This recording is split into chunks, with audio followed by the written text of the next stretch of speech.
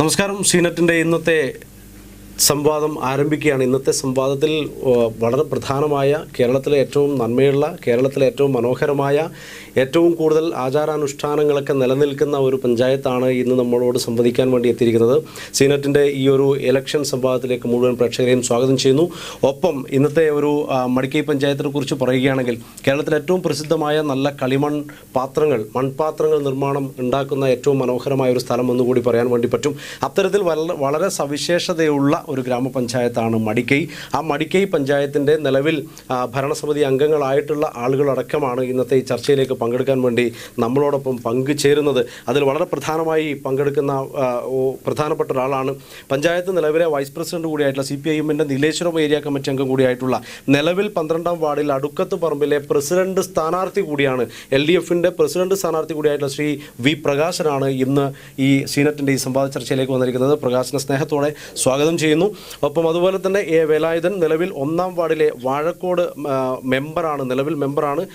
BJPയുടെ സംസ്ഥാന കമ്മിറ്റി അംഗം കൂടിയായിട്ടുള്ള പ്രിയപ്പെട്ട A. വേലായുധനാണ് മറ്റൊരു BJPയെ പ്രതിനിധീകരിച്ചുകൊണ്ട് സംസാരിക്കാനെത്തിയത്. വേലായുധൻ സാറിനെയും സ്നേഹത്തോടെ സ്വാഗതം ചെയ്യുന്നു. ഒപ്പം UDFൻ്റെ ഭാഗമായി V. നാരായണൻ, 4ാം വാർഡിൽ സ്ഥാനാർത്ഥിയാണിപ്പോൾ, കോൺഗ്രസിൻ്റെ മണ്ഡലം പ്രസിഡന്റ് കൂടിയായിട്ടുള്ള V. നാരായണനെയും സ്നേഹത്തോടെ സ്വാഗതം ചെയ്യുന്നു. ഒരു ഗംഭീരമായ ചർച്ച നമുക്ക് ഇവരിലൂടെ ഈ അടുത്ത 5 വർഷത്തേക്ക് ഈ പഞ്ചായത്ത് എങ്ങനെയാവണം, എന്താകും എന്നുള്ള കാര്യമാണ് നമ്മൾ ചർച്ച ചെയ്യാൻ പോകുന്നത്. നിലവിൽ ഭരണസമിതിയിലുള്ള ഒരാളോട് തന്നെ തുടങ്ങുകയാണ്. കഴിഞ്ഞ 5 വർഷത്തെ പഞ്ചായത്തിൻ്റെ ഭരണസമിതി പ്രവർത്തനങ്ങളെ പറയാൻ പറഞ്ഞാൽ, ഈ 5 വർഷം നിങ്ങൾക്ക് വോട്ട് തരാൻ, കഴിഞ്ഞ 5 വർഷം നിങ്ങൾ ഈ ജനങ്ങളോട് എന്താണ് പ്രതികരിച്ചിട്ടുള്ളത്?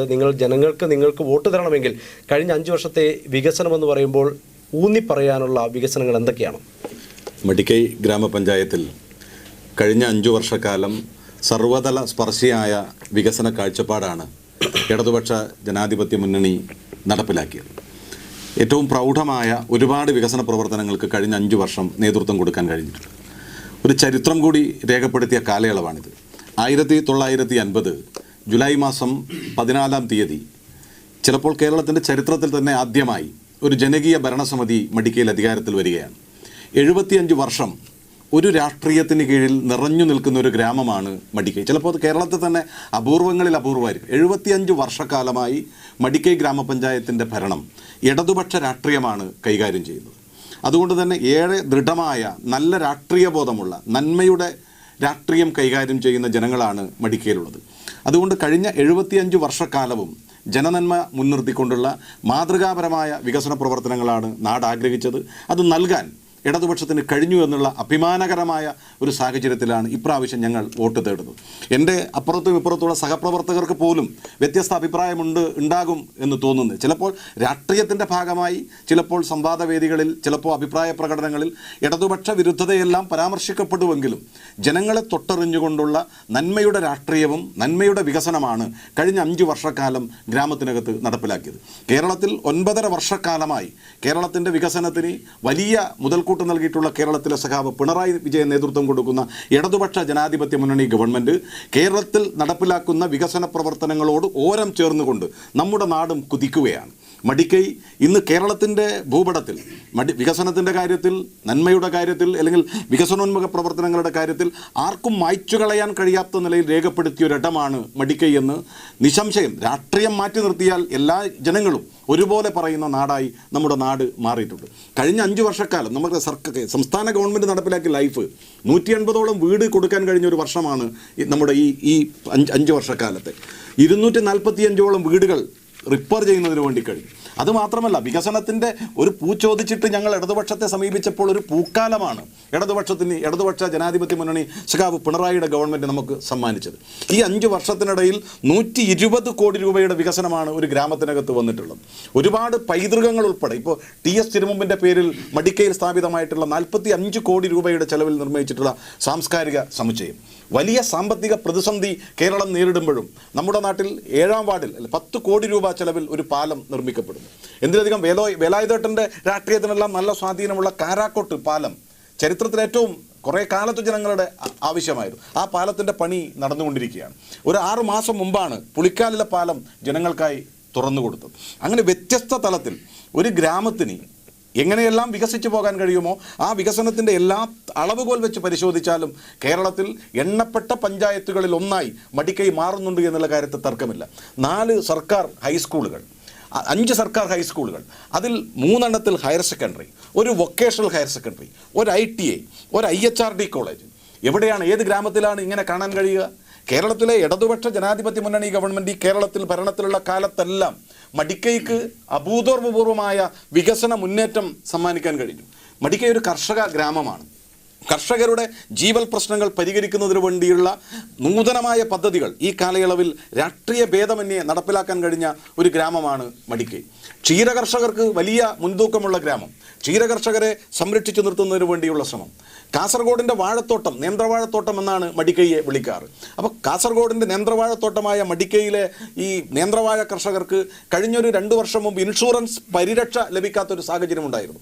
കേരളത്തിലെ ഇടതുപക്ഷ ജനാധിപത്യ മുന്നണി ഗവൺമെൻറ്റിൽ കൃഷി വകുപ്പിൽ ഉൾപ്പെടെ വലിയ സമ്മർദ്ദം ചെലുത്തി. അത് ഈ വാഴ ചതുപ്പ് നിലത്ത് വെക്കുന്നത് കൊണ്ട് ഇൻഷുറൻസ് പരിരക്ഷ കൊടുക്കാൻ വേണ്ടി കഴിയില്ല എന്ന നിലപാടുണ്ടായിരുന്നു. അത് പഞ്ചായത്തും ഇടതുപക്ഷ ജനാധിപത്യ മുന്നണിയുടെ സർക്കാരുമെല്ലാം ഇടപെട്ട് മടിക്കൈയിലെ വാഴ കർഷകർക്ക് പൂർണ്ണമായും ഇൻഷുറൻസ് പരിരക്ഷ കൊടുക്കാൻ കഴിഞ്ഞ ഒരു കാലയളവാണ് നമ്മുടെ മുന്നിലുള്ള കാലയളവ്.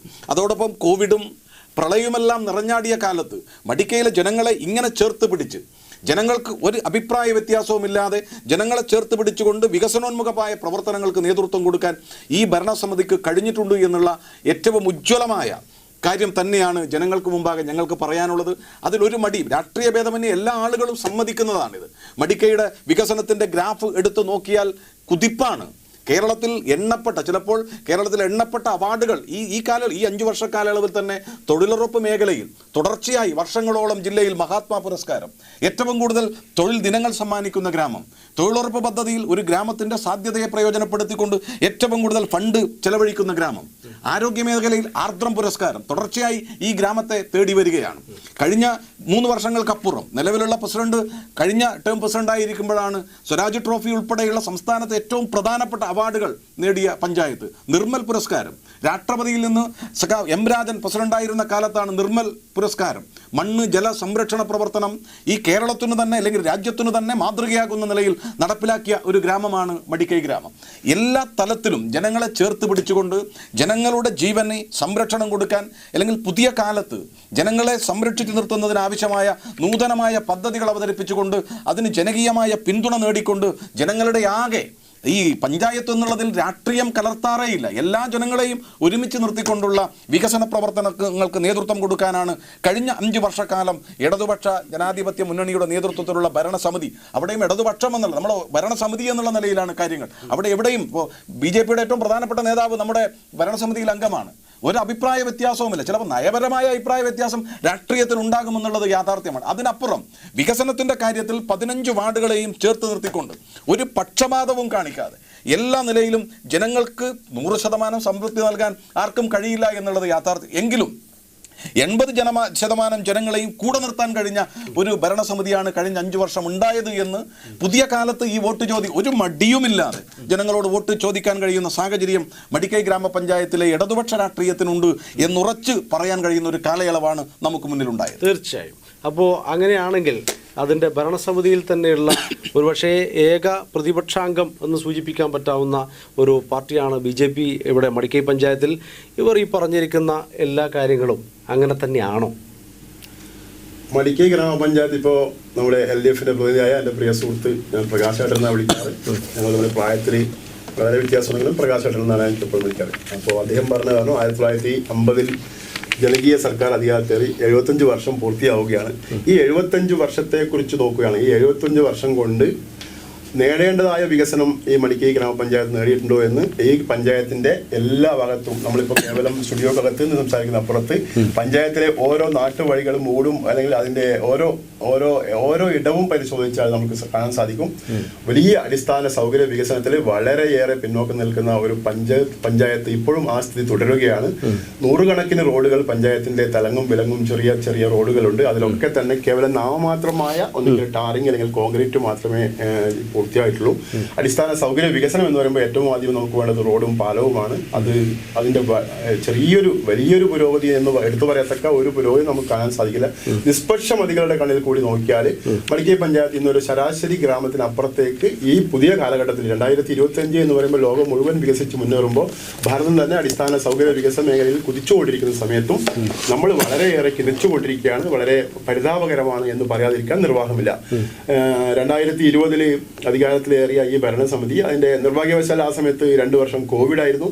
പിന്നീട് ആദ്യത്തെ 2 വർഷത്തെ എല്ലാ ഫണ്ടും കോവിഡിന് വേണ്ടി ഉപയോഗിക്കേണ്ടി വന്നു. പിന്നീടുള്ള 3 വർഷക്കാലം സംസ്ഥാന ഗവൺമെന്റിന്റെ സാമ്പത്തിക പ്രതിസന്ധി മൂലം പഞ്ചായത്തിലേക്ക് 1 രൂപയുടെ വികസനവും എത്താൻ സാധിച്ചിട്ടില്ല. അപ്പോഴൊക്കെയും എല്ലാവരുടെയും വികസനം എല്ലാവർക്കും ഒപ്പം എന്ന് പറഞ്ഞുകൊണ്ട് നരേന്ദ്രമോദി കേന്ദ്രം ഭരിച്ചുകൊണ്ടിരിക്കുമ്പോൾ എല്ലാ ഗ്രാമപഞ്ചായത്തുകളെയും ചേർത്ത് സംസ്ഥാനങ്ങളെയും ഗ്രാമപഞ്ചായത്തുകളെയും ചേർത്ത് വിളിച്ചുകൊണ്ട് എല്ലാ അർത്ഥത്തിലും നമ്മുടെ കേന്ദ്ര ഗവൺമെന്റിന്റെ സാമ്പത്തിക സഹായം കൊണ്ടാണ് ഈ പഞ്ചായത്ത് എത്രയാണ് എന്നും കൂടെ ഒന്ന് പറഞ്ഞാൽ വലിയ ഗുണം. ഞാൻ സ്റ്റേറ്റ് ഗവൺമെന്റ് നൽകിയ ഫണ്ടിന്റെ കണക്ക് ഞാൻ പറയാം. സെൻട്രൽ ഗവൺമെന്റ് നൽകിയ ഫണ്ടിന്റെ കണക്കെന്ന് പറഞ്ഞാൽ ആളുകൾക്ക് സന്തോഷമായിരിക്കും. അല്ല, അതുകൊണ്ട് ഞാൻ തർക്കമല്ല.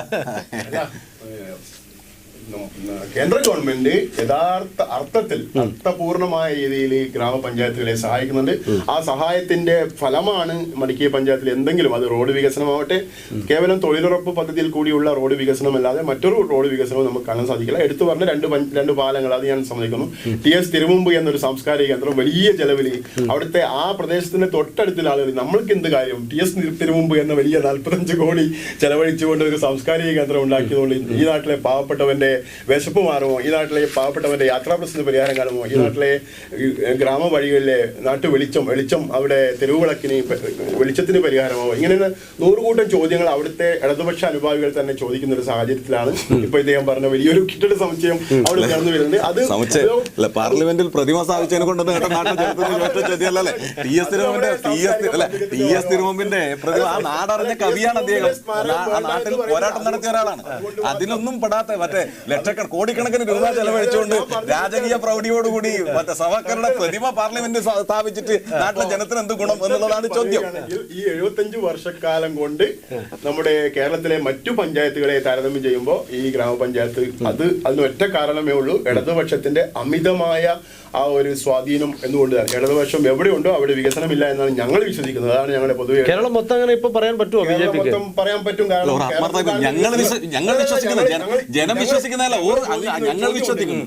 എന്താണ് പിണറായി സർക്കാരിന്റെ എടുത്തു പറയത്തക്ക അഭിമാനകരമായ ഒരു പദ്ധതി ഏതാണെന്ന് പറഞ്ഞാൽ 5.5 ലക്ഷം ആളുകൾക്ക് ലൈഫിൽ വീട് കൊടുത്തു.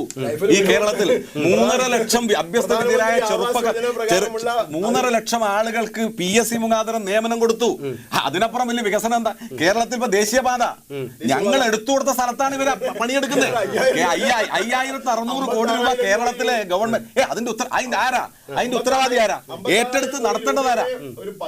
ഗെയിൽ പദ്ധതി നടപ്പിലാക്കിയതാരാ? ഇവരാണോ?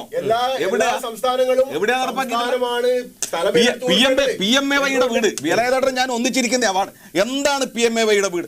ഇന്നും പാവപ്പെട്ടവർക്ക് ആദ്യ ഗഡു പോലും കൊടുക്കാൻ കഴിയാതെ കഷ്ടപ്പെടുക. സെൻട്രൽ ഗവൺമെന്റിന്റെ ഷെയർ കിട്ടുന്നില്ല. സെൻട്രൽ ഗവൺമെന്റിന്റെ ഷെയർ കിട്ടാത്തത് കൊണ്ട് പാവപ്പെട്ടവർ പഞ്ചായത്തിൽ എത്ര ശതമാനം അങ്ങനെ കിട്ടാനുണ്ട്? ഒരുപാടുണ്ട്. ഇപ്പൊ നിലവിൽ PMAYയുടെ ലിസ്റ്റിനകത്ത് വന്നിട്ടുള്ള ആളുകൾക്ക് സെൻട്രൽ ഷെയർ ഇതുവരെ കൊടുക്കാത്തത് കൊണ്ട് മറ്റ് ഫണ്ട് പോലും ഉപയോഗിക്കാൻ കഴിയുന്നില്ല. വേലായുധേട്ടൻ ഉൾപ്പെടെ ഇരിക്കുന്ന നമ്മുടെ ബോർഡിനകത്ത് വേലായുധേട്ടനോട് പറഞ്ഞു, നിങ്ങളുടെ സ്വാധീനം ഒന്നും ഉപയോഗിച്ച് ഒരു കാര്യം എന്തെങ്കിലും ചെയ്യണം നേരിട്ട് പറഞ്ഞു. ഇതിനു മുമ്പ് കൊടുത്ത പണത്തിന്റെ യൂട്ടിലിറ്റി സർട്ടിഫിക്കറ്റ് കൊടുത്തത്, അത് എത്ര ഉപയോഗിച്ചു, എവിടെ ഉപയോഗിച്ചു, കൃത്യമായ കണക്ക് കൊടുത്താൽ പഴയ പോലെ വായമുള്ള കണക്കല്ല, കൃത്യമായ വീഡിയോ സർട്ടിഫിക്കറ്റ്. ആ ഒരു വിഷയം നമ്മുടെ മുന്നിൽ ഇല്ലേ ഇല്ല. കേന്ദ്ര ഗവൺമെന്റ് കേരളത്തോട് കാണിക്കുന്ന പകപോക്കൽ. എന്തുകൊണ്ട് BJPയുടെ സംസ്ഥാന സമിതി അംഗമായിട്ടുള്ള അങ്ങേക്ക് ആ യൂട്ടിലിറ്റി സർട്ടിഫിക്കറ്റ് നിലവിലെ പഞ്ചായത്ത് മെമ്പർ ആയിരിക്കെ അത് ഈ പഞ്ചായത്തിനെ കൊണ്ട് വേലായുധേട്ടന്റെ വാർഡിൽ കിട്ടിയില്ല. വേലായുധേട്ടന്റെ വാർഡിനകത്ത് PMAYയിലുള്ള ആളുകൾക്ക് സെൻട്രൽ ഗവൺമെന്റ് തീരുമാനത്തിന്റെ ഭാഗമായി ആദ്യം ഗഡു കിട്ടാതെ കഷ്ടപ്പെടുക. അത് എന്താ കാരണം?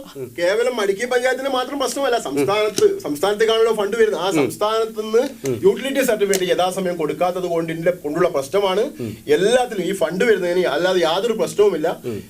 യൂട്ടിലിറ്റി സർട്ടിഫിക്കറ്റ് കൊടുത്താൽ പിറ്റേ ദിവസം ഫണ്ട് കിട്ടുന്നതാണ്. തെറ്റായ പ്രചരണമാണ്. പറയേണ്ടതാണ്. തെറ്റായ പ്രചരണമാണ്. ഇനി ഈ സംസ്ഥാന രാഷ്ട്രീയത്തിലേക്ക് പോകുന്നതിന് നമ്മളെ UDF പ്രതിനിധിയും കൂടി കുറച്ച് സമയമായി ഇങ്ങനെ നിൽക്കുകയാണ്. ഇവർ രണ്ടുപേരും ഭരണസമിതി അംഗങ്ങളാണ്. നിങ്ങൾ ശക്തമായി ഇത്തവണ സീറ്റ് പിടിക്കാൻ പോകുന്ന ഒരു പാർട്ടിയും കൂടിയാണ്. നിങ്ങൾ എങ്ങനെയാണ് ഇപ്പോൾ ഇവർക്കിടെ 75 വർഷം CPM അല്ല LDF ഭരിച്ചിരിക്കുന്ന ഒരു പഞ്ചായത്തിനെ ഈ UDF അത്ര എളുപ്പത്തിൽ പിടിക്കാൻ പറ്റുന്നുള്ള കോൺഫിഡൻസ് ഉണ്ടോ? അവർ 2 സീറ്റിലെ മത്സരിക്കുന്നു. അത് ശരി, ന്യൂനപക്ഷമാണ്. 2 സീറ്റ് പിടിക്കോ? 2 സീറ്റ് ജനങ്ങളുടെ ഇടയിൽ നമ്മളെ എങ്ങനെയാണ് നമുക്ക് പ്രൊപ്പോസ് ചെയ്യാൻ പറ്റും? ഈ ബാക്കിയുള്ള സീറ്റുകളിൽ എന്തുകൊണ്ടാണ് നോമിനേഷൻ കൊടുക്കാൻ ആളില്ലാത്തത് കൊണ്ടാണോ? അത് തെറ്റായ പ്രചരണം. തെറ്റായ പ്രചരണം. കോൺഗ്രസിന് നോമിനേഷൻ കൊടുക്കാൻ പറ്റിയ ആൾബലമുള്ള 5 വോട്ടുള്ളടുത്ത് ഒരു ദേശീയ രാഷ്ട്രീയ പാർട്ടി നോമിനേഷൻ കൊടുക്കൂലേ? തീർച്ചയായും അത് കൊടുത്തിട്ടില്ല. വളരെ നാമമാത്രമായ ആളുകളാണ്. അല്ല, കോൺഗ്രസിന്റെ പ്രവർത്തനം മടിക്കി പഞ്ചായത്തിലെ മുൻകാലഘട്ടങ്ങളിൽ ഒരു മല്യപ്പോക്കായിരുന്നു.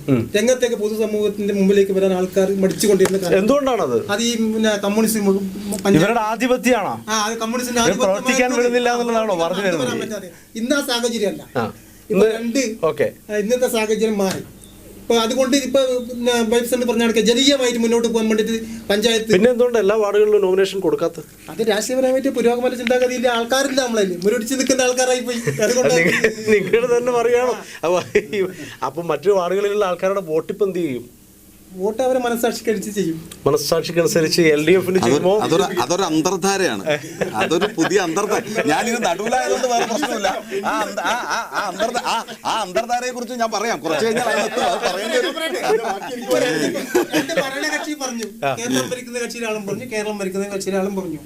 പഞ്ചായത്തിനകത്തുള്ള വികസനം റോഡായാലും മറ്റും വന്നത് 2025 നടപ്പിലാക്കിയ തൊഴിലുറപ്പ് പദ്ധതിയിൽ എത്ര കോടി രൂപയാണ് ഗ്രാമങ്ങളിൽ റോഡ്, കോൺക്രീറ്റ് റോഡിൽ നിന്ന് അതുകൊണ്ട് വന്ന ഗവൺമെന്റ് ഞങ്ങൾ ഇന്ന് ഭരണത്തിലെങ്കിലും മുൻകാലങ്ങളിൽ കൊടുന്ന ആ പദ്ധതിയാണ്. അതിൽ രാഷ്ട്രീയമില്ല, BJP കമ്മ്യൂണിസം ഇല്ലാതെ ഏത് പഞ്ചായത്തായാലും ഗവൺമെന്റിന്റെ കക്ഷിയാണ്. ഗ്രാമങ്ങളിൽ തൊഴിലുറപ്പ് മേഖലയിൽ പണിയെടുത്ത് പാവങ്ങളുടെ ഉപജീവന മാർഗമായി മാറിയ തൊഴിൽ ആ പദ്ധതി സാധാരണക്കാരന്റെ കീശയിൽ വീട്ടിലേക്ക് പൈസ എത്തിക്കുന്നത് അതിൽ ഒരു ഇതുമില്ല.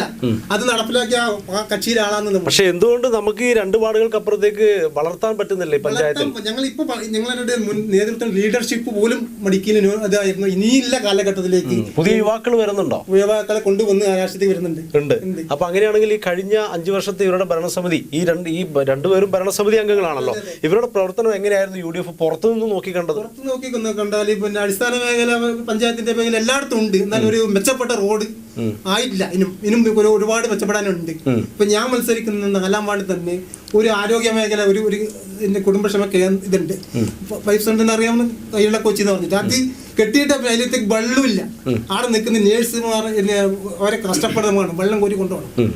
ആ പഞ്ചായത്തിന്റെ വികസനം ചില ഉൾപ്രദേശങ്ങളിൽ 20 കുടിവെള്ള പ്രശ്നം നേരിടുന്ന പഞ്ചായത്താണോ? അല്ല, കുടിവെള്ള പ്രശ്നം നേരിടുന്നില്ല. 35 കോടി രൂപയുടെ ജലജീവനം പദ്ധതി നടപ്പിലാക്കിയ ഗ്രാമം 35 കോടി പല മേഖലയിലുണ്ട്.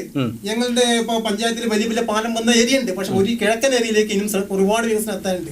പിന്നെ വികസനം അമ്പലത്തറയും ഷാളക്കടവും മാത്രം. അതാ ആ പാലങ്ങൾ മുണ്ടോട്ട് ഏറ്റവും കൂടുതൽ കിഴക്കൻ ഏരിയ കാരാക്കോട്ട് പാലം ഇവരുടെ പ്രദേശത്താ.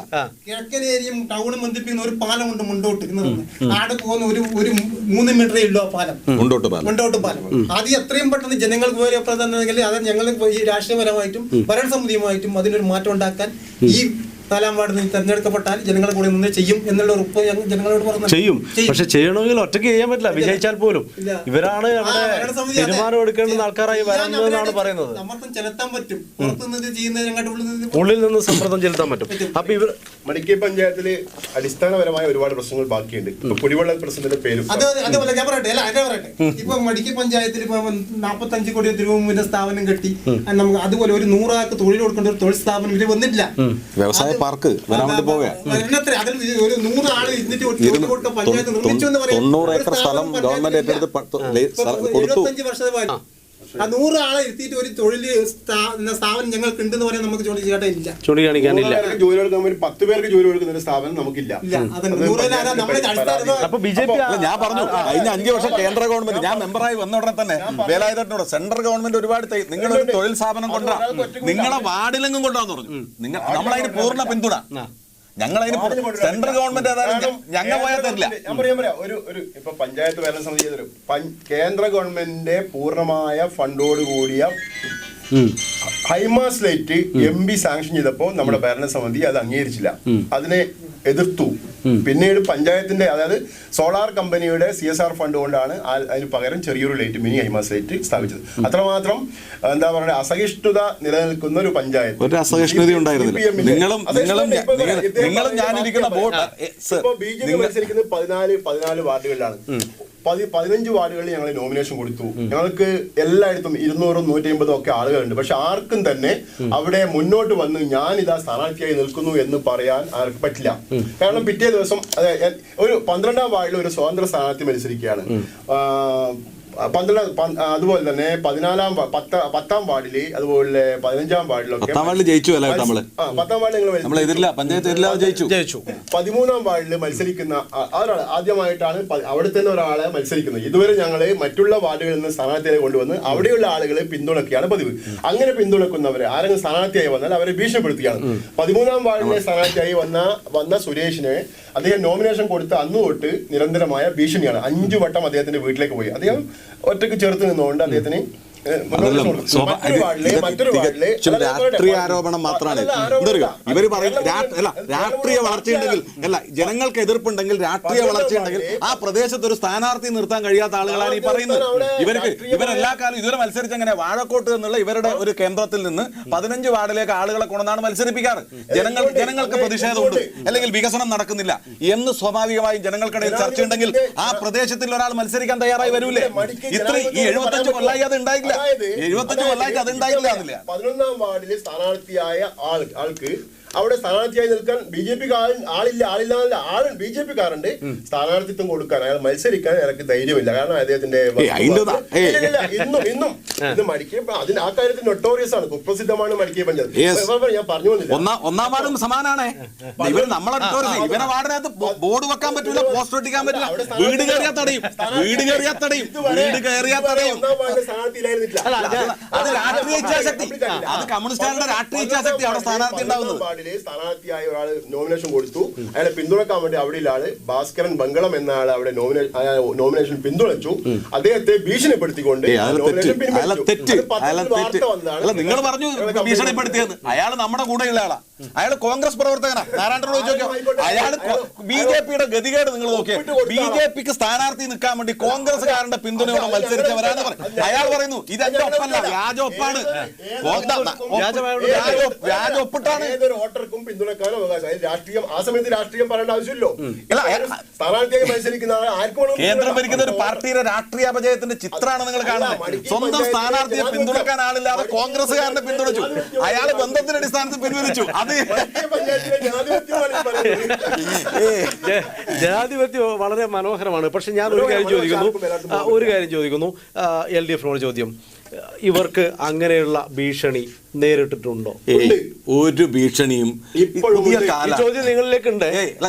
ഞാൻ പറയാം, ഒരു ഭീഷണി. ഇപ്പൊ ഞാൻ കഴിഞ്ഞ പ്രാവശ്യം എതിരില്ലാതെ തെരഞ്ഞെടുക്കപ്പെട്ട എൻ്റെ വാർഡ് 10ാം വാർഡായിരുന്നു. ഞാൻ എതിരില്ലാതെ ആ 10ാം വാർഡിന് ഇപ്രാവശ്യവും എതിരില്ലാതെ തെരഞ്ഞെടുക്കപ്പെട്ടു. ഞാൻ നിലവിൽ പഞ്ചായത്തിന്റെ വൈസ് പ്രസിഡന്റ്. കഴിഞ്ഞ പ്രാവശ്യം 10ാം വാർഡിൽ നിന്ന് എതിരില്ലാതെ തെരഞ്ഞെടുക്കപ്പെട്ടു. ഇപ്രാവശ്യവും എതിരില്ലാതെ അതേ വാർഡിൽ നിന്ന് എതിരില്ലാതെയാണ് സ്ഥാനാർത്ഥി തെരഞ്ഞെടുക്കപ്പെട്ടിട്ടുള്ളത്. സ്വാഭാവികമായി നമുക്ക് ഉണ്ടാവേണ്ട ഒരു യുക്തി, സാധാരണ ഒരു മനുഷ്യന് ഉണ്ടാവേണ്ട ഒരു ബോധ്യം, കഴിഞ്ഞ 5 വർഷം എൻ്റെ വാർഡിനകത്ത് എൻ്റെ വാർഡ് മെമ്പർ ഒന്നും നടത്തിയിട്ടില്ല, അല്ലെങ്കിൽ അത് നേതൃത്വം കൊടുക്കുന്ന രാഷ്ട്രീയ പാർട്ടി ഒന്നും നടത്തിയ, സ്വാഭാവികം ആ പ്രദേശത്ത് 100-150 ആളുണ്ട് എന്നാണ് പറയുന്നത്. അതിൽ ആരെങ്കിലും ഒരാൾ മത്സരിക്കാൻ തയ്യാറാവണ്ടേ? അതല്ലേ ജനാധിപത്യം. അല്ലാതെ പ്രാണം എടുക്കുന്നവർ ഇവരാണ് നിങ്ങൾക്കറിയാം. ഞാൻ പറയേണ്ട കാര്യമില്ല. ഇവരെല്ലാ കാലത്തും ചെയ്യുന്ന എന്താ, വാഴക്കോട്ട് നിന്ന് കയറിൽ കെട്ടി അങ്ങ് ഇറക്കും. അവിടെ ഇല്ല ഏതെങ്കിലും ഒരു പാവത്തിന് ചില പൈസ കൊടുത്തിട്ടുണ്ട്. ഈ നോമിനേഷൻ ഒപ്പിടാൻ വേണ്ടി പൈസ കൊടുത്താൽ കഴിഞ്ഞ പ്രാവശ്യം തെരഞ്ഞെടുപ്പിനകത്ത് 11ാം വാർഡിൽ നടന്ന ബാലകൃഷ്ണേട്ടൻ, അത് പറയാതെ പോയിക്കൂടാ, അയാൾ ഈ ആശാരിപ്പണി എടുക്കുന്ന ആളാ. അയാൾ ഈ ഓട് വെക്കാൻ വേണ്ടി മാട്ടുമ്മ കയറിയിട്ട് പട്ടേനയിൽ പണിയെടുക്കുന്നുണ്ടായിരുന്നു. അപ്പൊ അവിടെയുള്ളൊരു പീഡിയക്കാരൻ പോയി കൂട്ടിക്കൊണ്ട് അയാളെ അതിൽ ഇറക്കി ഇവിടെ പരസ്യമായി പറയുന്നതിൽ ബുദ്ധിമുട്ടുണ്ട്. ഇന്ന് സാധനം തരാം തെളിവ് അത് അയാൾ പിറ്റേ ദിവസം വന്നത് ഞാൻ BJP അല്ല ഒന്നുമല്ല, എന്നോട് ഇങ്ങനെ പറഞ്ഞോളൂ. ഞാൻ അയാൾ പിറ്റേന്ന് പറഞ്ഞു ഞാൻ ഇതിനൊന്നുമില്ല, എന്റെ ഒപ്പല്ല. അത് 5 വട്ടം 5 ടീം ഭീഷണിപ്പെടുത്തിയാണ്. ഒരു ഭീഷണിയുടെ പ്രശ്നമില്ല. മടിക്കയിൽ ആരെയാ ഭീഷണിപ്പെടുത്തേണ്ടത്? ആരെയാ ഭീഷണിപ്പെടുത്തുന്നത്? ഒരു ഭീഷണിയുടെ പ്രശ്നവും നമ്മുടെ മുന്നിലില്ല. അയാളുടെ പ്രചരണ ബോർഡ് കൊണ്ടുപോയി. ആരെ? സുരേഷിന്റെ. അവിടെ നമ്മുടെ കൺമുമ്പിൽ നിങ്ങൾ പോയാൽ കാണും. അവിടെ പ്രചരണ ബോർഡ് നമ്മുടെ കൺമുമ്പിൽ. ഇപ്പൊ നമ്മുടെ അവിടെ LDFന്റെ റാലി നടന്നു. അതിന്റെ മുമ്പ് തന്നെയാണ് സുരേഷ് ഞാൻ ഒരേ സമയത്ത് സ്കൂളിൽ പഠിച്ചാളാ. ബോർഡ് അവിടെ തന്നെ ഉണ്ട്. പ്രചരണ ബോർഡ് നശിപ്പിച്ചു. തെളിവുണ്ടോ? നിങ്ങൾക്ക് വീട്ടാടെ വെച്ചിട്ട് പരാതി കൊടുത്ത കേസാവില്ല. അത് ഞാൻ അടുത്തൊരു ഇതേ ചോദ്യം ചോദിക്കുകയാണ്. ഈ 1-ാം വാർഡിലേക്ക് ഇവരെ കയറ്റുന്നില്ല, വീട് കയറാൻ പോലും പറ്റുന്നില്ല, ഭീഷണിയാണ് എന്നാണ് ഇവരും പറയുന്നത്. അത് യാഥാർത്ഥ്യമുണ്ടോ? ഇല്ല. 1-ാം വാർഡിൽ ഇന്നോളം മത്സരിക്കായിരുന്നില്ല. സ്ഥാനാർത്ഥി ഉണ്ടോ? സ്വാഭാവികമായും അവർ സ്ഥാനാർത്ഥിയെ വെച്ചല്ലോ. ഒരു ബുദ്ധിമുട്ടുമില്ല. അവർക്കും ആർക്കും അവരും പുറത്തുള്ള വാർഡിൽ നിന്ന് വന്ന ആളാണ് മത്സരിക്കുന്നത്. പുറത്തുള്ള ആ വാർഡിലുള്ള ആളെ കിട്ടിയില്ല. ഇപ്രാവശ്യം നമ്മൾ മുമ്പ് അവിടെ അടിയിലുള്ള ആളെ മത്സരിച്ചിരുന്നു. അതിലുള്ള പ്രശ്നം പറയും. അത് നമ്മളിപ്പോ LDFന്റെ ചർച്ചയുടെ ഭാഗമായി CPI-ക്കാണ് സീറ്റ്. അവരെ വിടുന്ന സ്ഥാനാർത്ഥിനെ കൊണ്ടുവന്ന് ഞങ്ങൾക്ക് പറയാൻ കഴിഞ്ഞ വർഷം 3-ാം വാർഡിലെ ആളാണ് മത്സരിച്ചത്. എല്ലാ വർഷവും പുറത്തുനിന്നാൾ വരുക. പക്ഷെ അവിടെ ഈ ഗൃഹസന്ദർശനം നടത്താൻ ഇവർക്ക് രാഷ്ട്രീയം എന്തെന്ന് തിരിച്ചറിയാത്ത കുറെ പാവങ്ങളെ ഇവർ വല്ലാണ്ട് പീഡിപ്പിച്ച് നിർത്തിയാണ്. അക്രമത്തിന്റെ RSSന്റെ പ്രധാനപ്പെട്ട കേന്ദ്രങ്ങളിൽ അക്രമം നടന്നാൽ അതിലെ പ്രതികളെ സംരക്ഷിക്കുന്ന കേന്ദ്രമാണ് വാഴക്കോട്ട്. അത് നിഷേധിക്കാൻ ഇത് ഞാൻ വെറുതെ പറയുന്നതല്ല. അവിടെ പാവപ്പെട്ടവരാണ്. അതിലൊന്നും ഒരു തർക്കമില്ല. ഏറ്റവും പാവപ്പെട്ടവരാണ് അവിടെ. നിങ്ങൾ അവിടെ വന്ന് നോക്കിയാൽ കാണാം. ഞാൻ ചോദിക്കുന്നത് ഇത്രയും നൈർമല്യമുള്ള ഗ്രാമം എന്ന് പറഞ്ഞാണ് നമ്മൾ തുടങ്ങിയത്. പക്ഷേ രാഷ്ട്രീയമായ അന്ധതയുണ്ട്. ആ അന്ധതയുടെ ഭാഗമായുള്ള പ്രയാസങ്ങൾ ഉണ്ടാവാറുണ്ടോ? ഒരു പ്രയാസമില്ല. രാഷ്ട്രീയത്തിന്റെ ഭാഗമായി നന്മയുടെ രാഷ്ട്രീയം കൈകാര്യം ചെയ്യുന്ന പ്രദേശം ഒരു അന്ധതയില്ല. കോൺഗ്രസ് അനുഭവിക്കുന്നുണ്ടാ? അല്ല, ഇതൊരു ധാരയാണ്. ഇത് ഞാൻ കുറച്ച് കഴിഞ്ഞ് പറയാം നമുക്ക്. അല്ല ആടെ ഇപ്പോ അത് ഞാൻ പറയാം. ഇപ്പൊ കഴിഞ്ഞ പ്രാവശ്യം അതിന് മുമ്പേ പ്രാവശ്യം നമ്മളെ വാർഡിനകത്ത് ഉൾപ്പെടെ മുഹമ്മദ് കുഞ്ഞ് മത്സരിച്ചില്ലേ? ആരാ മത്സരിക്കുന്നത്? അതിന് മുമ്പേ അടുക്കത്തുറമ്പത്താട് ശശി മത്സരിച്ചിട്ട് ആരാ മത്സരിച്ചു? അവിടെ ആ കോളനിയിലുള്ള ഒരാൾ മത്സരിച്ചു. ആരാ ഇതിനൊക്കെ എതിരെ? കോൺഗ്രസ്. രണ്ടാം ഘട്ടത്തിൽ നമുക്ക് പറയാം. നമ്മൾ കാര്യം ചെയ്യാം. ഇതിൽ ഈ വികസനവുമായി ബന്ധപ്പെട്ട കാര്യങ്ങളിൽ ഈ പറയുന്ന കാര്യങ്ങൾ നടത്താത്തതിനപ്പുറത്ത് പശ്ചാത്തല വികസനവുമായി ബന്ധപ്പെട്ടോ ജനങ്ങൾക്ക് മറ്റേതെങ്കിലും പദ്ധതികളുമായി ബന്ധപ്പെട്ടിട്ടോ അങ്ങനെ ഏതെങ്കിലും പദ്ധതികൾ തുടങ്ങി വെച്ച് മുടങ്ങുകയോ നടക്കാതിരിക്കുകയോ ചെയ്യുന്ന പ്രയാസങ്ങളുണ്ടോ? അതായത് ഇപ്പൊ മടിക്കൈ പ്രകാശ് എന്തൊക്കെ വീരവാദം പറഞ്ഞാലും മടിക്കൈ പഞ്ചായത്തില് കുടിവെള്ളത്തിന് വലിയ ദൗർലഭ്യമുണ്ട്. നെല്ലിത്തറ, കോട്ടപ്പാറ, നെല്ലിയളുക്കം, കാരാക്കോട്ട് തുടങ്ങിയ പ്രദേശങ്ങളൊന്നും കുടിവെള്ളമില്ല. കുടിവെള്ളത്തിന് വലിയ പ്രയാസമാണ്. 300 അടി 400 അടി അടിച്ചാലും വെള്ളം കുഴൽക്കിണറിൽ പോലും വെള്ളം കിട്ടാത്ത അവസ്ഥയാണ്. ആകെയുള്ള ഒരു ജലവിതരണ കേന്ദ്രം എന്ന് പറയുന്നത് മണക്കടവിലെ ചാലാണ്. അവിടെ നിന്ന് വെള്ളം മാർച്ച് മാസം ആകുമ്പോഴേക്ക് വറ്റിപ്പോകും. വെള്ളമില്ല, കുടിവെള്ളമില്ല, വലിയ പ്രയാസമാണ്. അപ്പൊ കുടിവെള്ളത്തിന് വേണ്ടി ജലജീവൻ പദ്ധതി പ്രകാരം കേന്ദ്ര ഗവൺമെന്റ് 55 കോടി രൂപയല്ലേ, 35 കോടി രൂപ കൊടുത്തിട്ടുണ്ട്. അതിന്റെ കൂടെ ഗുണഭോക്തൃ വിഹിതവും പഞ്ചായത്ത് വിഹിതവും സംസ്ഥാന വിഹിതവും കൂടി നടപ്പിലാക്കേണ്ട പദ്ധതി പാതി വഴിയിലാണ്. കാൽഭാഗത്ത് പോലും 25% ആൾക്കാർക്ക് പോലും കുടിവെള്ളം കൊടുക്കാൻ സാധിച്ചിട്ടില്ല. അത് പഞ്ചായത്ത് മനസ്സ് വെച്ചിരുന്നെങ്കിൽ കൊടുക്കാമായിരുന്നു. തെരുവുവിളക്ക് പഞ്ചായത്തിന്റെ 10% ഭാഗങ്ങളിലെ തെരുവിളക്കുള്ളൂ. ഇന്നും ഇരുട്ടിലാണ്. എനിക്ക് ഏറ്റവും കൂടുതൽ ആൾക്കാരെ പഴി കിട്ടുന്നത് ലൈറ്റിലാണ്. കേന്ദ്രത്തിന്റെ ഒരു പദ്ധതി ഉണ്ടല്ലോ തെരുവിളക്കുമായി ബന്ധപ്പെട്ട്. ഉണ്ട്, നിലാവ് പദ്ധതി ഉണ്ട്. കുറച്ച് സ്ഥലത്ത്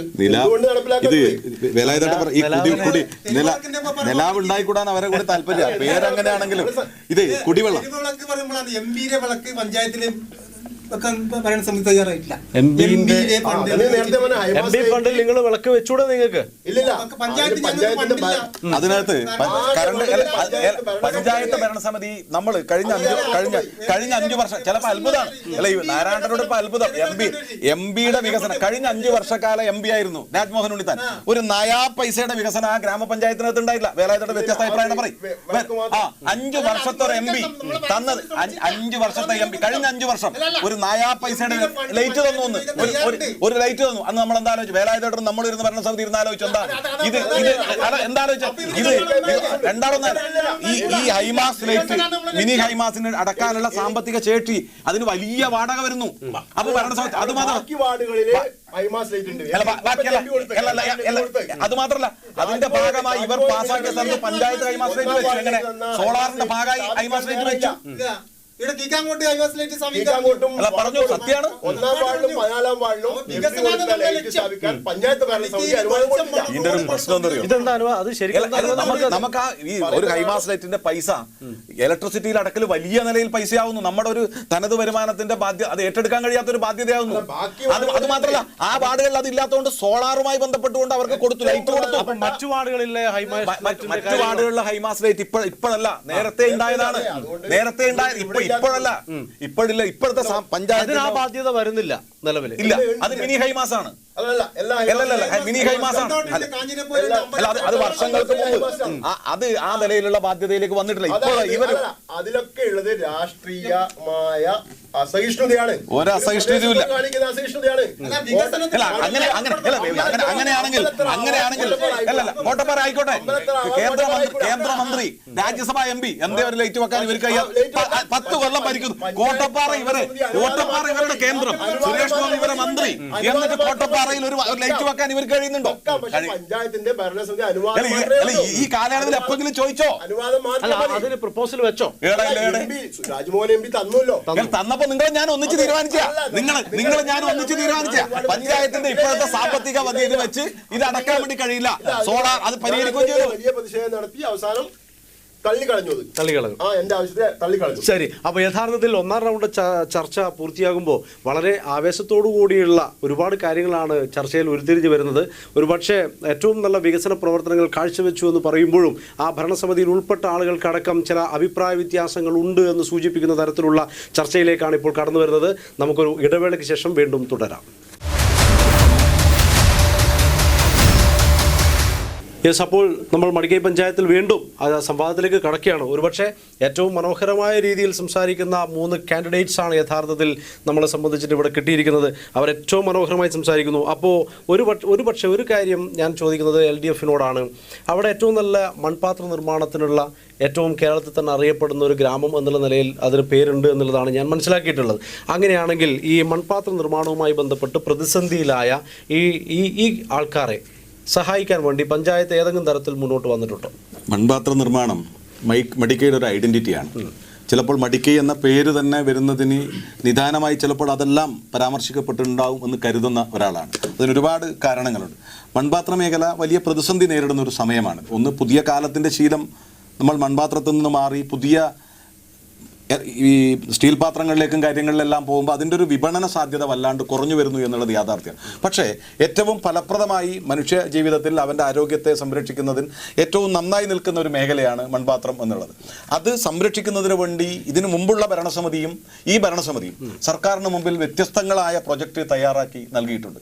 ഏറ്റവും അവസാനം ഇപ്പോൾ ഒരു 2 മാസങ്ങൾക്ക് മുമ്പ് നമ്മുടെ വ്യവസായ വകുപ്പുമായി ബന്ധപ്പെട്ടുകൊണ്ട് അതിൻ്റെ കാര്യങ്ങൾ കൃത്യമായി പഠിക്കുന്നതിനാവശ്യമായ ഒരു സംവിധാനം അവിടെ വരികയും ഈ മൺപാത്രം ഉണ്ടാക്കുന്നതുൾപ്പെടെ അവർക്ക് കാണിച്ചു കൊടുക്കുന്ന രീതിയുണ്ട്. അപ്പോൾ ഏറ്റവും നല്ല നിലയിൽ വലിയൊരു പ്രൊജക്റ്റ് തയ്യാറാക്കി ഞങ്ങളുടെ ആഗ്രഹം ഈ മൺപാത്ര നിർമ്മാണം ആധുനികവൽക്കരിക്കപ്പെടണം, പഴയ രീതിയിൽ നിന്ന് മാറി ആധുനികവൽക്കരിക്കപ്പെടണം. ഇപ്പോൾ മനുഷ്യ അധ്വാനത്തിൻ്റെ വലിയ പ്രയാസം നിലനിൽക്കുന്നുണ്ട് ആ മേഖല. പക്ഷേ അത് യന്ത്രവൽകൃതമാക്കുന്ന നിലയിലേക്കുള്ള മാറ്റം ഉണ്ടാകണം.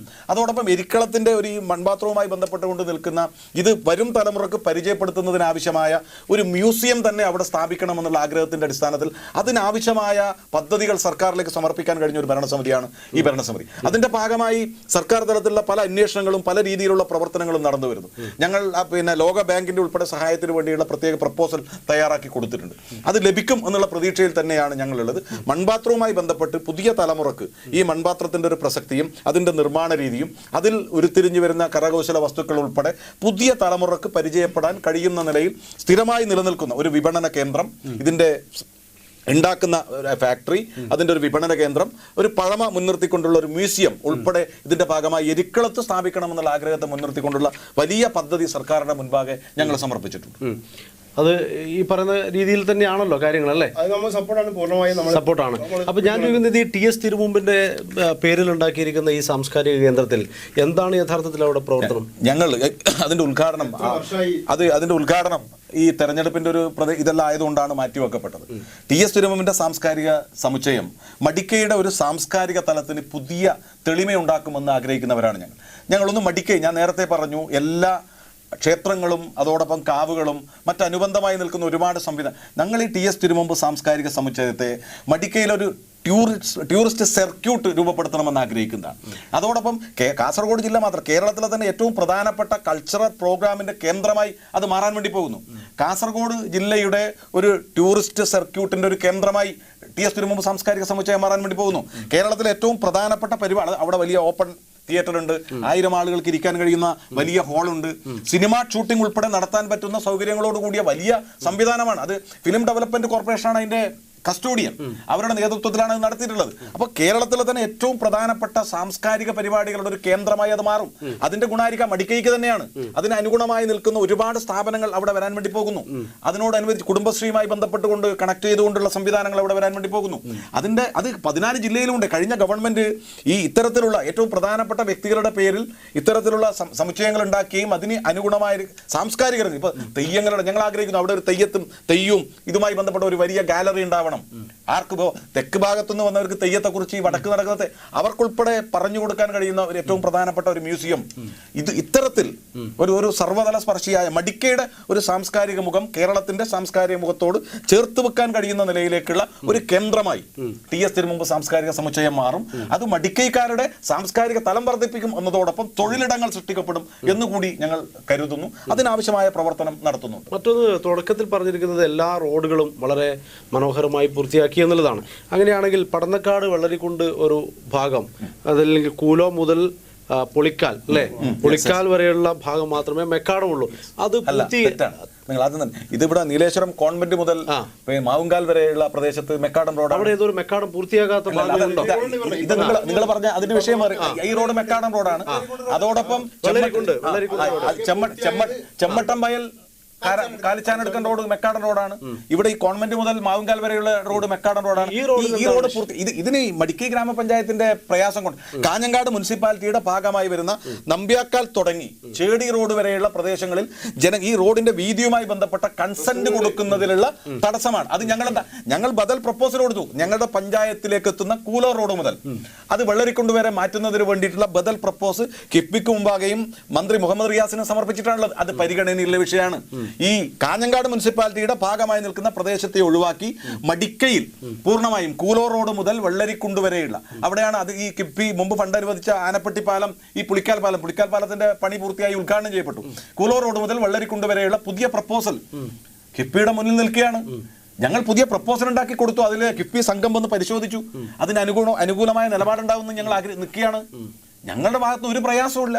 അവിടെ കൺസെന്റിന്റെ പ്രശ്നമാണ് അതിനൊരു തടസ്സമായി നിന്നത്. UDF ഇത്തരത്തിലുള്ള കാര്യങ്ങൾ വരുമ്പോൾ നിങ്ങൾ ഈ UDF ആണെങ്കിലും BJP ആണെങ്കിലും ഈ പഞ്ചായത്തിൽ നേരത്തെ ഒരുപാട് പ്രതിഷേധങ്ങളൊക്കെ പറഞ്ഞു. ആ സമയത്ത് ഏതെങ്കിലും തരത്തിൽ പഞ്ചായത്തിൽ പൊതുവായിട്ടുള്ള പ്രതിഷേധങ്ങൾ സംഘടിപ്പിക്കാൻ സാധിച്ചിട്ടുണ്ടോ? യഥാർത്ഥത്തിൽ അങ്ങനെ പ്രശ്നം ഉണ്ടായാലേ സംഘടിപ്പിക്കാനുള്ള സാധ്യത ഉണ്ടായിട്ടില്ല വെച്ചാൽ വികസനത്തിന്റെ പ്രശ്നം പഞ്ചായത്തിന്റെ പരിമിതമായ വിഭവം മാത്രമേ പഞ്ചായത്തിനുള്ളൂ. പക്ഷെ അവിടെ വികസനം ഫണ്ടില് വളരെ പരിമിതമായ തനത് ഫണ്ടേ മടിക്ക് പഞ്ചായത്തിനുള്ളൂ. അതുകൊണ്ട് തന്നെ പഞ്ചായത്തിന്റെ കപ്പാസിറ്റിയിൽ അവിടെ യാതൊരു വികസനവും തനത് ഫണ്ട് കണ്ടെത്താൻ ഒരു നിക്ഷേപ സംഗമം സംഘടിപ്പിക്കേണ്ടതായിരുന്നില്ല. തനത് ഫണ്ട് ഇനിയിപ്പോ നമ്മുടെ ഈ നമ്മള് നിക്ഷേപ സംഗമത്തെ കുറിച്ച് ആലോചിച്ചത് ഒന്ന്, ഏറ്റവും കൂടുതൽ പ്രവാസികളുള്ള നാടാണ് മടിക്ക്. അപ്പൊ പ്രവാസികളുമായി ബന്ധപ്പെട്ടുകൊണ്ട് നമ്മൾ ഇതൊരു നിക്ഷേപ സംഗമവും അതോടെ ഒരു ശ്രദ്ധിക്കപ്പെടുന്ന നിലയിൽ വ്യാവസായിക മേഖലയിലോട്ട് ഇപ്പോൾ അതിനുള്ള ഒരു പഴുത് നമ്മുടെ മുന്നിൽ വരികയാണ്. മടിക്കൈ വ്യവസായ പാർക്ക് 90 ഏക്കർ സ്ഥലം സർക്കാരിൽ സമർപ്പിച്ചു. ഇപ്പൊ അവിടെ തന്നെ ഒരു 10-40 കമ്പനികൾ അവിടെ സ്ഥലം ലീസിനെടുത്തു. മടിക്കൈയുടെ മുഖച്ഛായ മാറുന്ന വികസനം വരാൻ വേണ്ടി പോവുകയാണ് മടിക്കൈ വ്യവസായ പാർക്ക്. ഹൗസിംഗ് കോർപ്പറേഷന്റെ ഒരു വലിയ ഇപ്പൊ പറഞ്ഞത്. പക്ഷേ മടിക്കൈ പഞ്ചായത്തിന്റെ ഈ ഒരു ഭൂപ്രകൃതിയും അത് ഒരു ദുർവാശി കൊണ്ടാണ് എൻ്റെ അഭിപ്രായത്തിൽ തീരെ സൗകര്യമില്ലാത്ത ഒരു സ്ഥലത്ത് ഒതുങ്ങിപ്പോയി. അല്ലെങ്കിൽ ഈ സെൻട്രൽ വെയർ ഹൗസിംഗ് കോർപ്പറേഷനെ വേണ്ട രീതിയിൽ ഉപയോഗപ്പെടുത്തുകയും അത് വലിയൊരു വികസനത്തിന് വഴിയാവുകയും ചെയ്യുമായിരുന്നു. എൻ്റെ അഭിപ്രായത്തിൽ അവിടെ അതിൻ്റെ സ്ഥലം, അത് ലൊക്കേറ്റ് ചെയ്യുന്ന സ്ഥലം, അത് യാത്രാ സൗകര്യം കൊണ്ടും മറ്റു പലതും കൊണ്ടും ആയിരിക്കാം അവിടെ.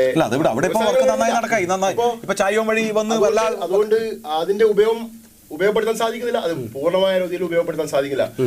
അതേപോലെ തന്നെ മടിക്കൈ പഞ്ചായത്തിന്റെ മാത്രമല്ല നമ്മുടെ സംസ്ഥാന ഗവൺമെന്റിന്റെ ഭാഗത്തു നിന്നുള്ള അനാസ്ഥ കാരണം ഇത് പഞ്ചായത്തുകൾ, ഇത് കേവലം മടിക്കൈ പഞ്ചായത്തിനല്ല, എല്ലാ പഞ്ചായത്തുകളും ഇത് 950ഓളം വരുന്ന പഞ്ചായത്തുകളുടെയും അവസ്ഥ ഇത് തന്നെയാണ്. ദുരവസ്ഥയിലാണ്. ഈ സർക്കാരിന്റെ കേരളത്തോട് പറയാൻ വേണ്ടി എന്തറിയോ കേരളത്തിലെ ജനങ്ങളോട് പറയാൻ എന്തുകൊണ്ട് നിങ്ങൾ GST തരാനില്ലെങ്കിൽ കൊടുത്തേ, വേറെ പ്രശ്നമില്ലല്ലോ. നിങ്ങൾ ഞാൻ സാധനം വാങ്ങുമോ, ഞങ്ങളിത് വാങ്ങിക്കൊണ്ടുവന്നില്ലേ, അത് ഈ ഗവൺമെന്റിന് കൊടുത്തക്കറ പ്രശ്നം തീർന്നില്ലേ? എത്ര കോടിയാണ് സെൻട്രൽ ഗവൺമെന്റ് സ്റ്റേറ്റ് ഗവൺമെന്റിന് കൊടുക്കാനുള്ളത് പറഞ്ഞാൽ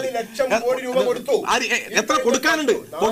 കൊടുക്കാനുള്ളതിന്റെ കണക്ക് പറയാ വില ചേട്ടാ, എത്ര 6000 കോടി ഉണ്ടാവും. അത് കൊടുത്താൽ കേരളത്തിന്റെ പ്രതിസന്ധി പകുതിയിലധികം പരിഹരിക്കും. പകുതിയിലധികം ഒരു മാസം ശമ്പളം കൊടുക്കാൻ മാത്രം പെൻഷൻ കൊടുക്കുന്ന പറയാറങ്ങോ? പെൻഷൻ കൊടുക്കുന്ന നിങ്ങൾ അതെ ചെസ് അത് കൈകാര്യം നിങ്ങൾക്ക് എന്താ നിങ്ങൾക്കത് പറയാനേ കഴിയില്ല.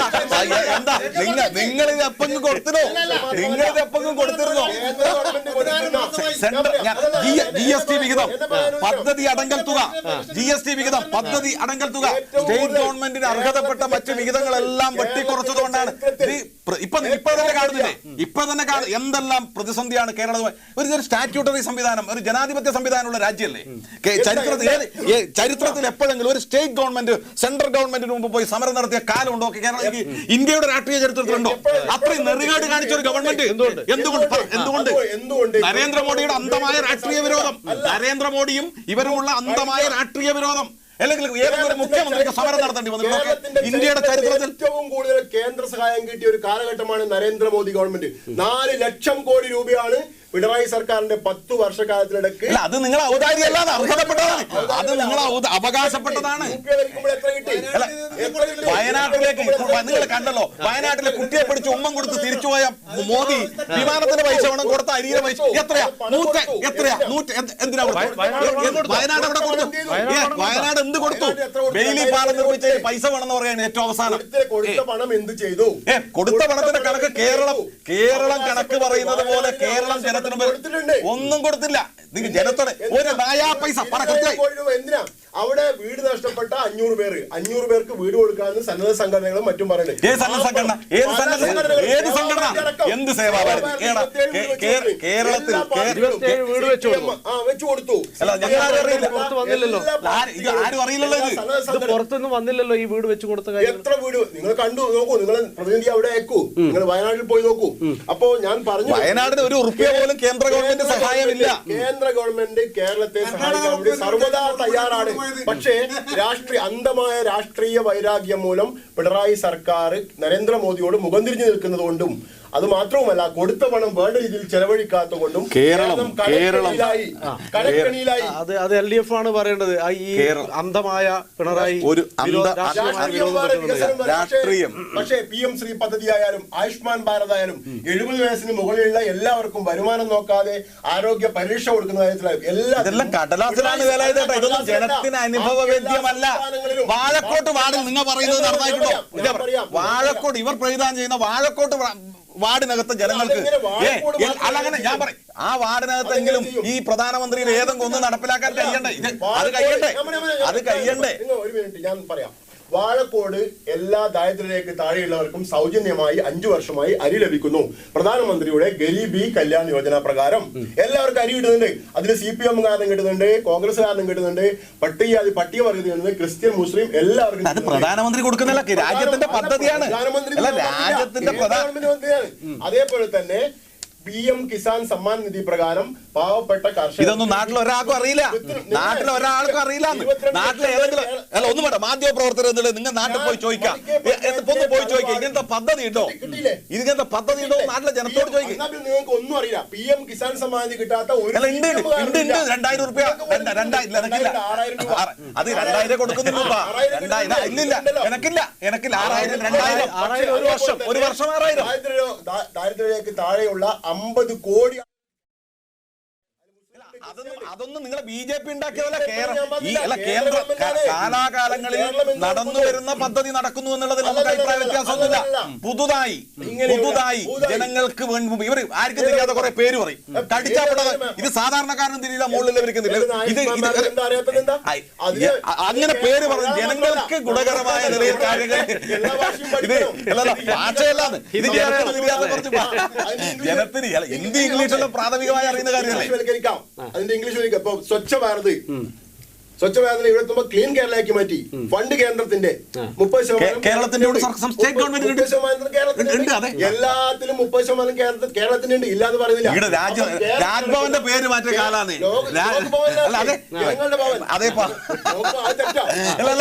ഞാൻ പറയുന്ന പേര്. രാജാവിന്റെ ഭവൻ മാറ്റി ജനങ്ങൾ സവർക്കർ ഭവനാക്കിയില്ലേ പാർലമെന്റ്. അതിനപ്പുറം വലിയ കഷ്ടപ്പാട്. നാളത് മാറും. ജനങ്ങളുടെ അത് ശരി. ലോക് ഭവന്റെ പേര് മാറ്റുമ്പോൾ നമ്മൾ അതൊരു രാജ്യത്തെ നമ്മൾ നേരത്തെയുള്ള ബ്രിട്ടീഷ് ഭരണ പരിഷ്കരണവുമായി ബന്ധപ്പെട്ടിട്ടാണല്ലോ. അതെന്തുകൊണ്ട് ഈ സൈന്യത്തിൽ അത് നമുക്ക് മാറ്റാനുള്ള സാധ്യതയില്ലേ? ഈ കൊളോണിയൻ അല്ലെങ്കിൽ ഒരു നേരത്തെ ഉണ്ടായിരുന്ന ഒരു സിസ്റ്റമാണല്ലോ ഇപ്പോഴും സൈന്യത്തിലുള്ളത്. അതിൽ ഒരുപാട് അതിന്റെ സംഗീതമായാലും അതിന്റെ ആജ്ഞകളായാലും എല്ലാം ഭാരതീയവൽക്കരിച്ചു. ഭാരതാംബയുടെ ഫോട്ടോ വെച്ച് എന്താ ഇത് ഈ ജനാധിപത്യത്തിന്റെ ഒരു നല്ല മുഖത്തെ വികൃതമാക്കാൻ ഒരു ചിത്രം കൊണ്ടുവച്ച് ഈ സംസ്കാരത്തിന്റെ അല്ലേ എവിടെ തർക്കം നിങ്ങളുടെ ആഫീസിൽ വെക്കുന്നതിന് ഞങ്ങൾക്ക് എതിരില്ല. പക്ഷെ സുപ്രീം കോടതിക്കുള്ളിലും രാജ്ഭവനുള്ളിലും ഭാരതാംബേനെ വെക്കുന്നത് ഈ ജനാധിപത്യ നാട്ടത്ത് നടക്കുന്നതല്ല. ഇപ്പൊ ഒരു RSS പ്രവർത്തകന്റെ വീട്ടിൽ ഭാരതാംബേനെ വെച്ച് പൂജിക്കുന്നതിൽ നമുക്ക് എതിർപ്പുണ്ടോ? സ്റ്റാറ്റ്യൂ ഓഫ് ലിബർട്ടി ഉണ്ട്, അവർക്കത് മാതാവിന് തുല്യമാണ്. ഇന്ത്യയിൽ മാത്രം സ്വന്തം രാഷ്ട്രത്തിന്റെ പ്രതീകം ഒരു അമ്മയാണ്. നമ്മുടെ അമ്മയുടെ ഫോട്ടോ വെക്കുന്നതിന് അമ്മയുടെ ഫോട്ടോ വെക്കുന്നതിന് ആരും എതിർപ്പല്ല. എല്ലാത്തിലും അമ്മയായി കാണുന്ന നിങ്ങൾ ഈ സാങ്കല്പിക രൂപങ്ങളെ പ്രതിഷ്ഠിച്ച് ജനങ്ങളിൽ മതവികാരവും വർഗീയതയും ഉണ്ടാക്കുന്നതിന് വേണ്ടിയുള്ള ഏറ്റവും ബോധപൂർവമായ ശ്രമം മറ്റെന്താ? ഇങ്ങനെ കുറെ സിംബൽ കൊണ്ടുവന്ന് ജനങ്ങളുടെ മനസ്സിൽ ജാതിബോധവും മതബോധവും കേരളത്തിൽ രാജ്യത്ത് പടിയടച്ച് പിണ്ടം വെച്ച് തിരിച്ചുകൊണ്ടുവരാൻ ശ്രമിക്കുക. നാട് പടിയടച്ച്. തീർച്ചയായും നമ്മൾ ഈ ചർച്ച ദേശീയ തലത്തിലേക്ക് പോകുമ്പോൾ ദേശീയ തലത്തിൽ കോൺഗ്രസിനൊന്ന് തിരിച്ചു വരണ്ടേ? ഇവരുടെ ദേശീയ തലം ഒരുപാട് നേരമായി ചർച്ച ചെയ്തുകൊണ്ടിരിക്കുകയാണ്. കോൺഗ്രസിന് ഒരു ദേശീയ തലത്തിൽ 1-2 ചർച്ച മുന്നോട്ട് വെക്കാനുള്ളേ ഇല്ലേ? പക്ഷേ ഇത് ഈ ഇന്നത്തെ കാലഘട്ടത്തിൽ ഈ രാഷ്ട്രീയ ചർച്ചയ്ക്കും ഒന്നിനും ഇടവെക്കാതെ 45 കൊല്ലം ഭരിച്ച കോൺഗ്രസ് ഇന്ത്യ രാജ്യത്ത് കാണിച്ചു കൊടുത്ത മാതൃകകളുണ്ടല്ലോ, അത് പൊതുവൽക്കരിക്കുമ്പോൾ ഈ തമ്മിൽ 2 പാർട്ടിയും തല്ലേണ്ടിയിരുന്നു. കോൺഗ്രസ് തിരിച്ചു വരുമോ? കോൺഗ്രസ് ജനങ്ങളുടെ ഇടയിൽ ഇന്നുണ്ട്. ഇന്നത്തെ രാഷ്ട്രീയ സാഹചര്യം കോൺഗ്രസിനെ പുറത്തു നിർത്തുന്നല്ലോ. ഇത് തിരിച്ചു പിടിക്കണ്ടേ? തിരിച്ചു പിടിക്കും. എങ്ങനെ രാഷ്ട്രീയ പ്രവർത്തനം ആര് പിടിക്കും? കോൺഗ്രസ് നേതൃത്വം ഉണ്ടല്ലോ അതിന്. ഏറ്റവും വലിയ 16 സംസ്ഥാനങ്ങൾ കോൺഗ്രസ് 0. എങ്ങനെ തിരിച്ചു വരും? കോൺഗ്രസ് ഭാരതമാക്കണമെന്നാണ് നിങ്ങൾ പറയുന്നത്. തീർച്ചയായും വരും. ഇന്നത്തെ നമ്മൾ ഇലക്ഷൻ കമ്മീഷന്റെ തലപ്പത്ത് മാറ്റി കഴിഞ്ഞാൽ കോൺഗ്രസ് നാളെ വരും. എനിക്ക് മാർക്ക് പറഞ്ഞു. എന്റെ മോള് പറയുന്നത് ഇലക്ഷൻ കമ്മീഷൻ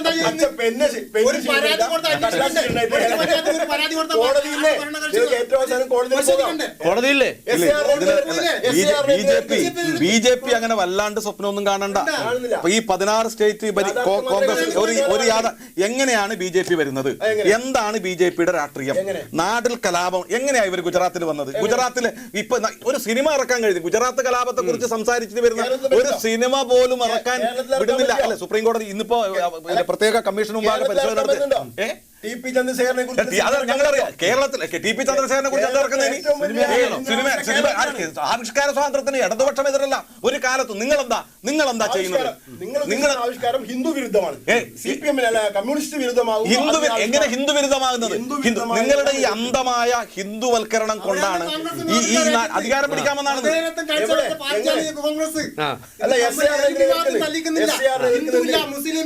SIR എതിർക്കല്ലോ ചെയ്ത്. എന്താ പറഞ്ഞത്? തടസ്സപ്പെടുത്തുക എന്താ? നിങ്ങൾ ഈ ചുക്കിട്ട് കഴിക്കുന്ന പരിപാടി അവസാനിപ്പിക്കണം. ഇലക്ഷൻ കമ്മീഷൻ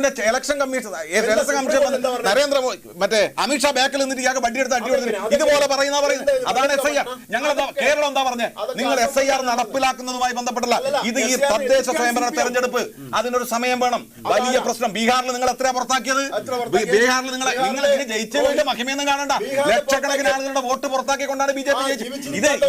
ഇത് BJPയുടെ രാഷ്ട്രീയം. നേരത്തെ പറഞ്ഞ പോലെ BJPയുടെ രാഷ്ട്രീയം വർഗീയതയിൽ അധിഷ്ഠിതമാണ്. ബംഗ്ലാദേശികളെ പുറത്തായിട്ടുണ്ടാവും, കേരളത്തിൽ പുറത്താവും. കേരളത്തിലെ ആകെയുള്ള 3.5 കോടി ജനസംഖ്യയിൽ ഉണ്ടെങ്കിൽ നിങ്ങൾ B. ഗോപാലകൃഷ്ണൻ പറഞ്ഞത് കേട്ടില്ലേ? B. ഗോപാലകൃഷ്ണൻ എന്താ പറഞ്ഞത്? ഞങ്ങൾ ജയിക്കണമെങ്കിൽ കാശ്മീരിൽ നാളെ കൊടുത്ത് വോട്ട് ചേർത്ത് ജയിക്കുന്നതാണ് പറഞ്ഞത്. നിങ്ങൾ B. ഗോപാലകൃഷ്ണൻ നിങ്ങൾ എന്താ പറഞ്ഞല്ലേ? ഞങ്ങൾ കാശ്മീരിൽ നാളെ കൊണ്ടുവന്ന് ഇവിടെ വോട്ട് ചേർത്ത് ഞങ്ങൾ ജയിക്കുന്നത് BJPയുടെ നേതാവ് പറഞ്ഞ കേരളത്തിലെ മാധ്യമങ്ങൾക്ക് മുമ്പ് തമാശ കാശ്മീരുകാരെ താമസിച്ചോണ്ട് അതല്ലല്ലോ, അങ്ങനെയല്ലല്ലോ പറഞ്ഞത്, അങ്ങനെയല്ലല്ലോ പറഞ്ഞത്. അല്ലല്ലല്ല, ഞങ്ങൾ കാശ്മീരിൽ നിന്ന് ആളെ കൊണ്ടുവന്ന് ജയിപ്പിക്കും. അതായത് SCRനെ എതിർക്കുന്നത് എന്തുകൊണ്ട്? ബംഗ്ലാദേശികളെ പുറത്താക്കുമെന്ന ഭയം കൊണ്ട്. ബംഗ്ലാദേശികൾ കേരളത്തിലുണ്ട്. 30 ലക്ഷത്തോളം ബംഗ്ലാദേശികൾ കേരളത്തിൽ. എല്ലാ കാലത്തും കേരളം അഭയം കൊടുത്ത നാടാണ്. കേരളം അഭയം കൊടുത്ത നാടാണ്. നിങ്ങളുടെ ഈ ഹിന്ദു മുസ്ലിം വർഗീയതയുണ്ടല്ലോ, നിങ്ങൾ ന്യൂനപക്ഷ വിരുദ്ധതയുടെ മൂർത്തരൂപമാണ് BJP, RSS. BJPയും RSSും ന്യൂനപക്ഷ വിരുദ്ധതയുടെ മൂർത്തരൂപം. നിങ്ങൾ ഇവിടെ കലാപം ഉണ്ടാക്കുന്നു. നിങ്ങൾ ഉത്തരേന്ത്യയിൽ കലാപം ഉണ്ടാക്കിയാണ് അധികാരം പിടിച്ചത്. UP അങ്ങനെയാണ്. ഇപ്പൊ നിങ്ങൾ അതേ നിലയിലാണ് കാര്യങ്ങൾ ചെയ്യുന്നത്. ഈ ചർച്ച നിങ്ങൾ ദേശീയ രാഷ്ട്രീയത്തിലേക്ക് പോയി കഴിഞ്ഞാൽ നമുക്കറിയാം, നമുക്ക് 1 മണിക്കൂർ തീർക്കാൻ പറ്റില്ല. തീർച്ചയായിട്ടും ശബരിമല കേരളത്തിൽ ഇടതുപക്ഷം സംരക്ഷിച്ചതുപോലെ, വിശ്വാസികളെ സംരക്ഷിച്ചതുപോലെ ഒരാളും ഇത് നിങ്ങളാണ് അതിന് നേതൃത്വം കൊടുത്തത്. നിങ്ങൾ ശബരിമലയിൽ 30 വർഷക്കാലമായി ശബരിമലയിൽ എങ്ങനെ പത്മകുമാർ എന്താ പറഞ്ഞത്? നിങ്ങൾ കേട്ടോ, ഇത് നിങ്ങളെ മാധ്യമങ്ങൾ പറയുന്ന, നിങ്ങൾ കേട്ടോ, ചാനൽ പറയുന്നത് ശരി വിശ്വസിക്കുന്ന ആളല്ല ഞങ്ങള്. അല്ല അങ്ങനെയുള്ള വേല ഇതാണ് ശരി പറയേണ്ടത്. ശരി, അമിത്ഷാ മറ്റേ കലാപത്തിലെ പ്രതിയാണെന്ന് ഇപ്പൊ പറഞ്ഞില്ലേ മാധ്യമങ്ങള്. നടക്കുമ്പോ CPMന് തല ഉയർത്തി നടക്കാൻ സാധിക്കുന്നില്ല. കാരണം ഈ കേരളത്തിലെ വലിയ ഭൂരിപക്ഷം വരുന്ന അയ്യപ്പ വിശ്വാസികൾ, ക്ഷേത്ര വിശ്വാസികൾ ഒന്നടങ്കം നിരാശയിലാണ്, പ്രതിഷേധത്തിലാണ്, സങ്കടത്തിലാണ്. ആരോട് പരാതി പറയും? നിങ്ങൾക്ക് ക്ഷേത്രങ്ങളായി എന്ത് പറയാൻ എന്ത് യോഗ്യത? നിങ്ങൾ എവിടെ? പ്രതികളെന്ന് പറയപ്പെടുന്നവർ അറസ്റ്റിലായിട്ടുണ്ട്. അല്ല അത് പോട്ടെ, അന്വേഷണത്തിന്റെ വഴിക്ക് പോട്ടെ, ആർക്കാ തടസ്സം? അതിന് RSSനും BJPക്കും എന്താ അമ്പലങ്ങളെ കുറിച്ച് പറയാൻ? എവിടെയെങ്കിലും പാവപ്പെട്ടവൻ അമ്പലത്തിൽ പോകാൻ സമരം നടത്തിയിട്ടുണ്ടോ? RSS സമരം നടത്തിയിട്ടുണ്ടോ? BJP? നിങ്ങൾ അമ്പലത്തെ നിർത്തി വർഗീയത ഉണ്ടാക്കുന്നല്ലേ? ഞങ്ങൾ ചുവപ്പ് കൊടി പിടിച്ച് നാട്ടിൽ നടത്തിയ സമരത്തിന്റെ ഭാഗമാണ്. ഞങ്ങൾ നടത്തിയ സമരത്തിന്റെ ഭാഗമായിട്ടാണ് വേലായുധേട്ടൻ ഗുരുവായൂർ പോകുന്നത്. ഞങ്ങൾ നടത്തിയ സമരത്തിന്റെ ഭാഗമായിട്ടാണ് ഗോലായുധേട്ടൻ വാഴക്കോട്ടം പോയി ഇന്ന് ഇഷ്ട ദൈവത്തെ തൊഴുന്നത്. അല്ലാതെ ഇവര് നടത്തിയതല്ല. ആരാ? കെ മാധവനും കൃഷ്ണപിള്ളയുമാരാ? കെ മാധവനും കൃഷ്ണപിള്ളയാരാ? കെ മാധവനും കൃഷ്ണപിള്ള ഏതെങ്കിലും ഒരു RSSകാരന്റെ ഏതെങ്കിലും ഒരു BJPക്കാരന്റെ പേര് പറഞ്ഞ വേലായുധേട്ടാ? ഒന്നുമില്ല. 920 രൂപീകരിച്ച RSS 920 ദേശീയ തലത്തിൽ 920ലാണ് RSS രൂപീകരിച്ചത്. നാഗ്പൂരില് ആടെ വെച്ചിട്ടുള്ള ഇതായിനി. പറഞ്ഞത് പൂർത്തിയാക്കില്ല. അപ്പൊ കേരളത്തിലെ ജനങ്ങൾ ഇന്നിപ്പോ കേരളത്തിൽ ഇപ്പോ ഒന്നും വികസന കാര്യം ചർച്ച ചെയ്യാൻ ആർക്കും സമയമില്ല. ഞങ്ങൾ മാത്രം ഭാരതീയ ജനതാ പാർട്ടി പറയുന്നത് വികസിത കേരളം മുൻനിർത്തിയ ഞങ്ങൾ എന്നെ പറയാൻ മുദ്രാവാക്യം ഉയർത്തിയ ഒരു രാഷ്ട്രീയ പാർട്ടിയാണ് ഭാരതീയ ജനതാ പാർട്ടി. വികസിത കേരളം, അത് താഴോട്ട് വരുമ്പോൾ വികസിത മടിക്കൈ. അതിന് ഇപ്പോഴത്തെ രാഷ്ട്രീയ സാഹചര്യത്തിൽ CPMന്റെ അന്ധമായ രാഷ്ട്രീയം, കേന്ദ്ര ഗവൺമെന്റുമായി ഒരു സൗഹാർദ്ദപരമായ സൗഹൃദം, ഒരു ഫെഡറൽ സംവിധാനത്തിനെ അട്ടിമറിക്കുന്ന CPM ആണ്. ഏത് പദ്ധതി ആവിഷ്കരിച്ചാലും അതിന് വർഗീയത ആരോപിച്ചുകൊണ്ട് ആ പദ്ധതി എന്താ PM ശ്രീ പദ്ധതി എത്ര നല്ല പദ്ധതി, അതിൽ എന്താ ഉള്ളത്? അറിവുള്ളവർ, സാമാന്യ ബുദ്ധിയുള്ള വിവേകമുള്ളവർ എല്ലാവരും പറഞ്ഞു അതിൽ യാതൊരു വർഗീയതയുമില്ല. വിവേകിലെ BJPക്കാർ പറഞ്ഞു, എല്ലാരും പറഞ്ഞു BJPക്കാർ. സിലബസ് തയ്യാറാക്കുന്ന സംസ്ഥാന ഗവൺമെന്റാണ്. അടിസ്ഥാന സൗകര്യ വികസനം മാത്രമാണ് PM ശ്രീ പദ്ധതി. നിർഭാഗ്യവശാല് നമ്മുടെ നാട്ടിലെ വിദ്യാർത്ഥികൾക്ക് അതിന്റെ സൗകര്യം അനുഭവിക്കാൻ സാധിക്കും. കേരളത്തിലെ വിദ്യാർത്ഥികൾക്ക് എന്ത് സൗകര്യം വേണ്ടത്?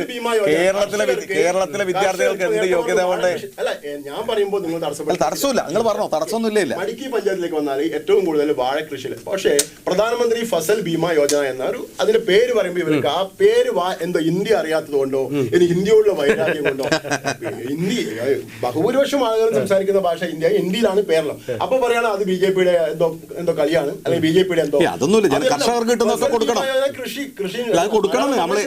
ഞാൻ പറയാം, എന്റെ ഒരു സുഹൃത്ത് കവുങ്ങ് കൃഷിക്ക് വേണ്ടി ഇൻഷുർ ചെയ്തു.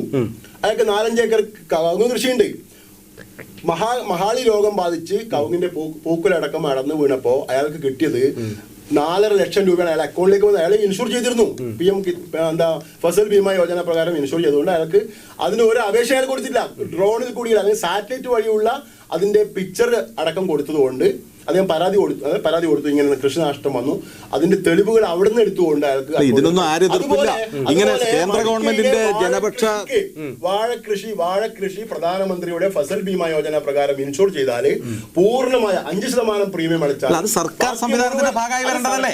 അത് വരേണ്ടതല്ലേ? ഇതൊന്നും BJP അങ്ങനെ ഒരു പദ്ധതി ഉണ്ടെങ്കിൽ കൃഷി വകുപ്പ് മുഖാന്തരം വരുമല്ലോ. എന്തുകൊണ്ട് നടപ്പിലാക്കുന്നില്ല? അങ്ങനെയുള്ള ഒരു പദ്ധതി ഉണ്ടെങ്കിൽ കൃഷി വകുപ്പ് മുഖാന്തരം വരുമല്ലോ. കേന്ദ്ര പദ്ധതികൾക്കും മുഖം തിരിഞ്ഞു നിൽക്കുന്നവരാണ് കേരളം ഇങ്ങനെ അധോഗതിയാവുന്നത്. കേരളം പുറകിലാണ്. 18 സംസ്ഥാനം ഭരിക്കുന്ന നിങ്ങൾ കേരളത്തിന് മുകളിൽ ഒരു സ്റ്റേറ്റിന്റെ പേര് പറ. കേരളത്തിന് മുകളിൽ ഒരു സ്റ്റേറ്റിന്റെ പേര് പറ. എവിടെയാ? കേരളത്തിലോ 3.5 ലക്ഷം ആളുകൾക്ക് തൊഴിൽ കൊടുത്ത യുപിയുടെ അവസ്ഥ എന്താ? യുപിയുടെ അവസ്ഥ നിങ്ങൾ യോഗി ആദിത്യനാഥ് ഭരിക്കുന്ന യുപിയുടെ അവസ്ഥ എന്താ? രണ്ട് കാര്യം മാത്രം. ഏറ്റവും ഇന്ന് കുംഭമേള നടത്താൻ കോടിക്കണക്കിന് ചില കേന്ദ്ര ഗവൺമെന്റിന്റെ ഫണ്ട് നിങ്ങൾ വാദിക്കുന്നല്ലോ. കേന്ദ്ര ഫണ്ടാണ് ചെലവാക്കുന്നത്. കണക്കുകൾ പറയട്ടെ. കേന്ദ്ര ഫണ്ടാണ് ചെലവാക്കുന്നത് കുംഭമേളക്ക്. ദേശീയ തലത്തില് വിലക്കയറ്റം 0.55%, ഗുജറാത്തിൽ അത് 1%, ഗോവയിൽ അത് 0.8%. അങ്ങനെ എല്ലാ സംസ്ഥാനങ്ങളിലും 2% താഴെയാണ് വിലക്കയറ്റം. കേരളത്തിൽ 9.97%. കേരളം എന്താ? കേരളത്തിന്റെ അവസ്ഥ എന്താ? കേരളം ഒരു ഉപഭോക്തൃ സത്യല്ലേ? കേരളം ഒരു ഉപഭോക്തൃ സംസ്ഥാനം തന്നെയല്ലേ? ഉപ്പുണ്ടാക്കിക്കൂടെ? കേരളത്തിൽ വലിയ കടൽത്തീരുണ്ടല്ലോ, ഉപ്പുണ്ടാക്കിക്കൂടെ? എന്തിന് ഗുജറാത്തിൽ നിന്ന് ഉപ്പ് കൊണ്ടിരുന്നു? സ്വന്തമായിട്ട് നെല്ല് ഉൽപ്പാദിപ്പിച്ചൂടെ? ഉൽപ്പാദിപ്പിക്കുന്നില്ല. കേരളത്തിന്റെ സാധ്യത വെച്ച് കേരളത്തിന്റെ കഴിഞ്ഞ കോവിഡ് കാലത്ത് കോവിഡിന്റെ കാലത്ത് ഏറ്റവും കൂടുതൽ നന്നായി ചെയ്തത് കേരളമല്ലേ? ഉപ്പുണ്ടാക്കാൻ സാധിക്കില്ല നമുക്ക്.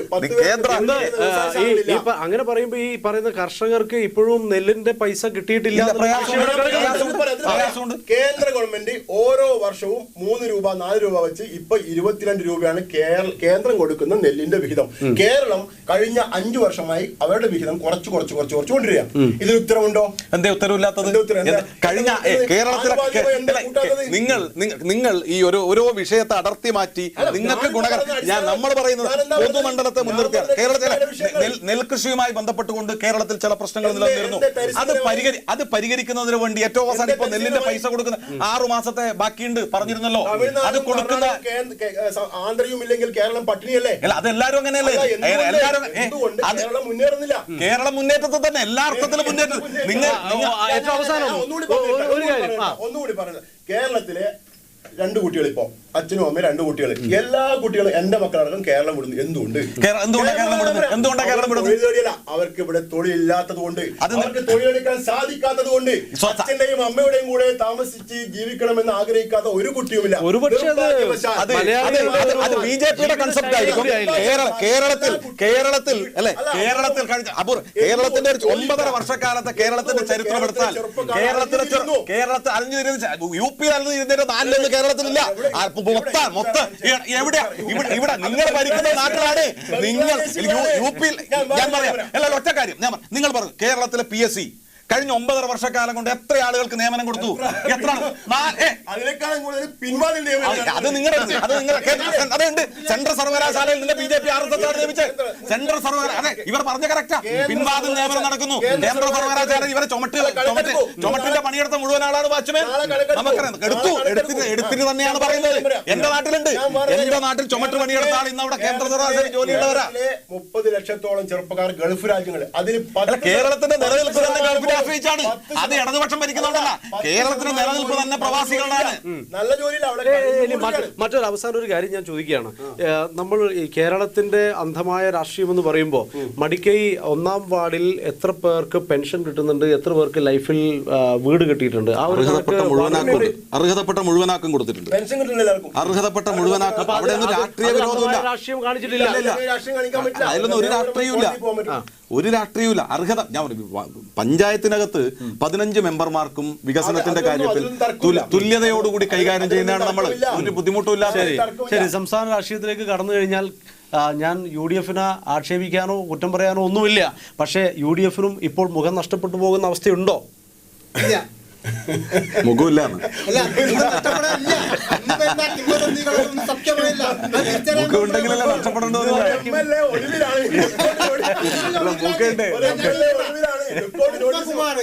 കുറ്റക്കാരനല്ല, കോടതി തെളിയിച്ചിട്ടല്ലോ, കേസ് അറസ്റ്റ് ആയതില്ല. എന്താ പറഞ്ഞത്? കുറ്റം തെളിയിട്ട് കോടതി പറയട്ടെ കുറ്റക്കാരൻ, അന്നേരം കുറ്റക്കാരനാണ്. ഞങ്ങളൊന്നും പറയുന്നില്ല.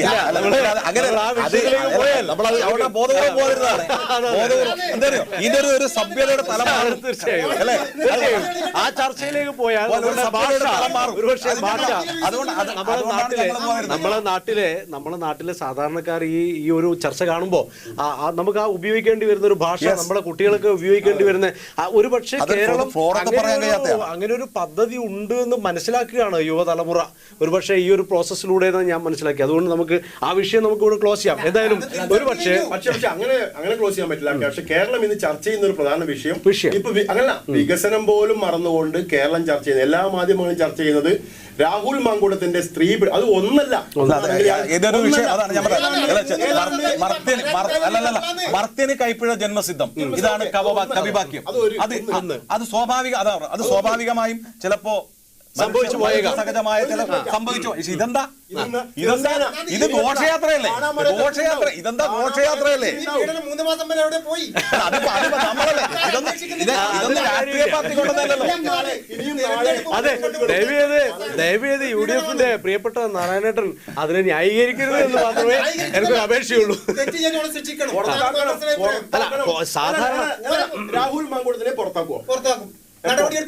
നിങ്ങൾ ശക്തമായി പറയും പുറത്താക്കണം. നിങ്ങളുടെ സ്റ്റേറ്റ്മെന്റ് വരട്ടെ, കോൺഗ്രസിന്റെ മണ്ഡലം പ്രസിഡന്റ് സ്റ്റേറ്റ്മെന്റ് വരട്ടെ. പക്ഷെ എന്നിട്ടും പാലക്കാട് ഇലക്ഷന് കണ്ണാടി പഞ്ചായത്തിനകത്ത് കോൺഗ്രസിന്റെ സ്ഥാനാർത്ഥിക്ക് വേണ്ടി വോട്ട് പിടിക്കൽ രാജിവെക്കാൻ ഇന്ന് പാർട്ടി പറഞ്ഞിട്ടുണ്ടല്ലോ. കോടതി കുറ്റക്കാരനെ ആ സ്പോട്ടിൽ വന്ന് രാജിവെപ്പിക്കും. കോടതി കേസ് വരുമ്പോ ഒരു പക്ഷേ സാധാരണ ഒരു കേസിൽ അതിന്റെ തെളിവുകളുടെ അഭാവത്തിന്റെ കുറവിലാണ് നമ്മൾ പറയുന്നത് ശിക്ഷിക്കട്ടെ, അല്ലെങ്കിൽ അതിന് തെളിവില്ല, അത് ആരോപണമാണ്, ശിക്ഷിച്ചതിന് ശേഷം നമുക്ക് നടപടിയെടുക്കാവുന്ന ഒരു രാഷ്ട്രീയ പാർട്ടി മുന്നോട്ട്. ഇത് പക്ഷേ ഇരയാക്കപ്പെട്ടവർ എല്ലാ തെളിവുകളും കേരളത്തിന് മുമ്പിൽ വെച്ച് കഴിഞ്ഞു. ഡിജിറ്റൽ തെളിവാണ് കൊടുക്കുന്നത്. ക്രൈംബ്രാഞ്ച് അന്വേഷിക്കുമ്പോൾ കേരളം വന്നില്ലല്ലോ. ഒരിക്കലും അത് ഒരു സ്ത്രീയും പറയില്ല. ആ ആരോപണം അതല്ലല്ലോ ഇത്. ചിലപ്പോ 12 കൊല്ലം കഴിഞ്ഞാൽ പറഞ്ഞു എന്നെ പീഡിപ്പിക്കും, അതും തെളിവ് തന്നെയാണ്. അല്ലാതെ നിങ്ങളെ ഇത് തെളിവ് സഹിതമല്ലോ, തെളിവ് കൊടുത്തല്ലോ, ആരോപണമല്ല. ഏതായാലും നമ്മൾ ആ വിഷയത്തിൽ കൂടുതൽ ചർച്ച ചെയ്യുന്നില്ല. കാരണം ഞാൻ പറയുന്നത് UDF-ന് ഇന്ന് മറ്റൊരു കാര്യം പറയാൻ സാധിക്കുന്നില്ല. രാഹുൽ മാങ്കൂട്ടത്തിനെ ന്യായീകരിച്ച് പാർട്ടി സംസ്ഥാന പ്രസിഡന്റ് എന്താ പറഞ്ഞത്? സംസ്ഥാന പ്രസിഡന്റ് എന്താ പറഞ്ഞത്? ഇന്നലെയും പറഞ്ഞല്ലോ. എന്താ പറഞ്ഞത്? VD സതീശൻ എന്ത് പറഞ്ഞു? അവര് 3 പേരും 3 അഭിപ്രായത്തിലാണ്. നടപടി എടുത്തില്ല.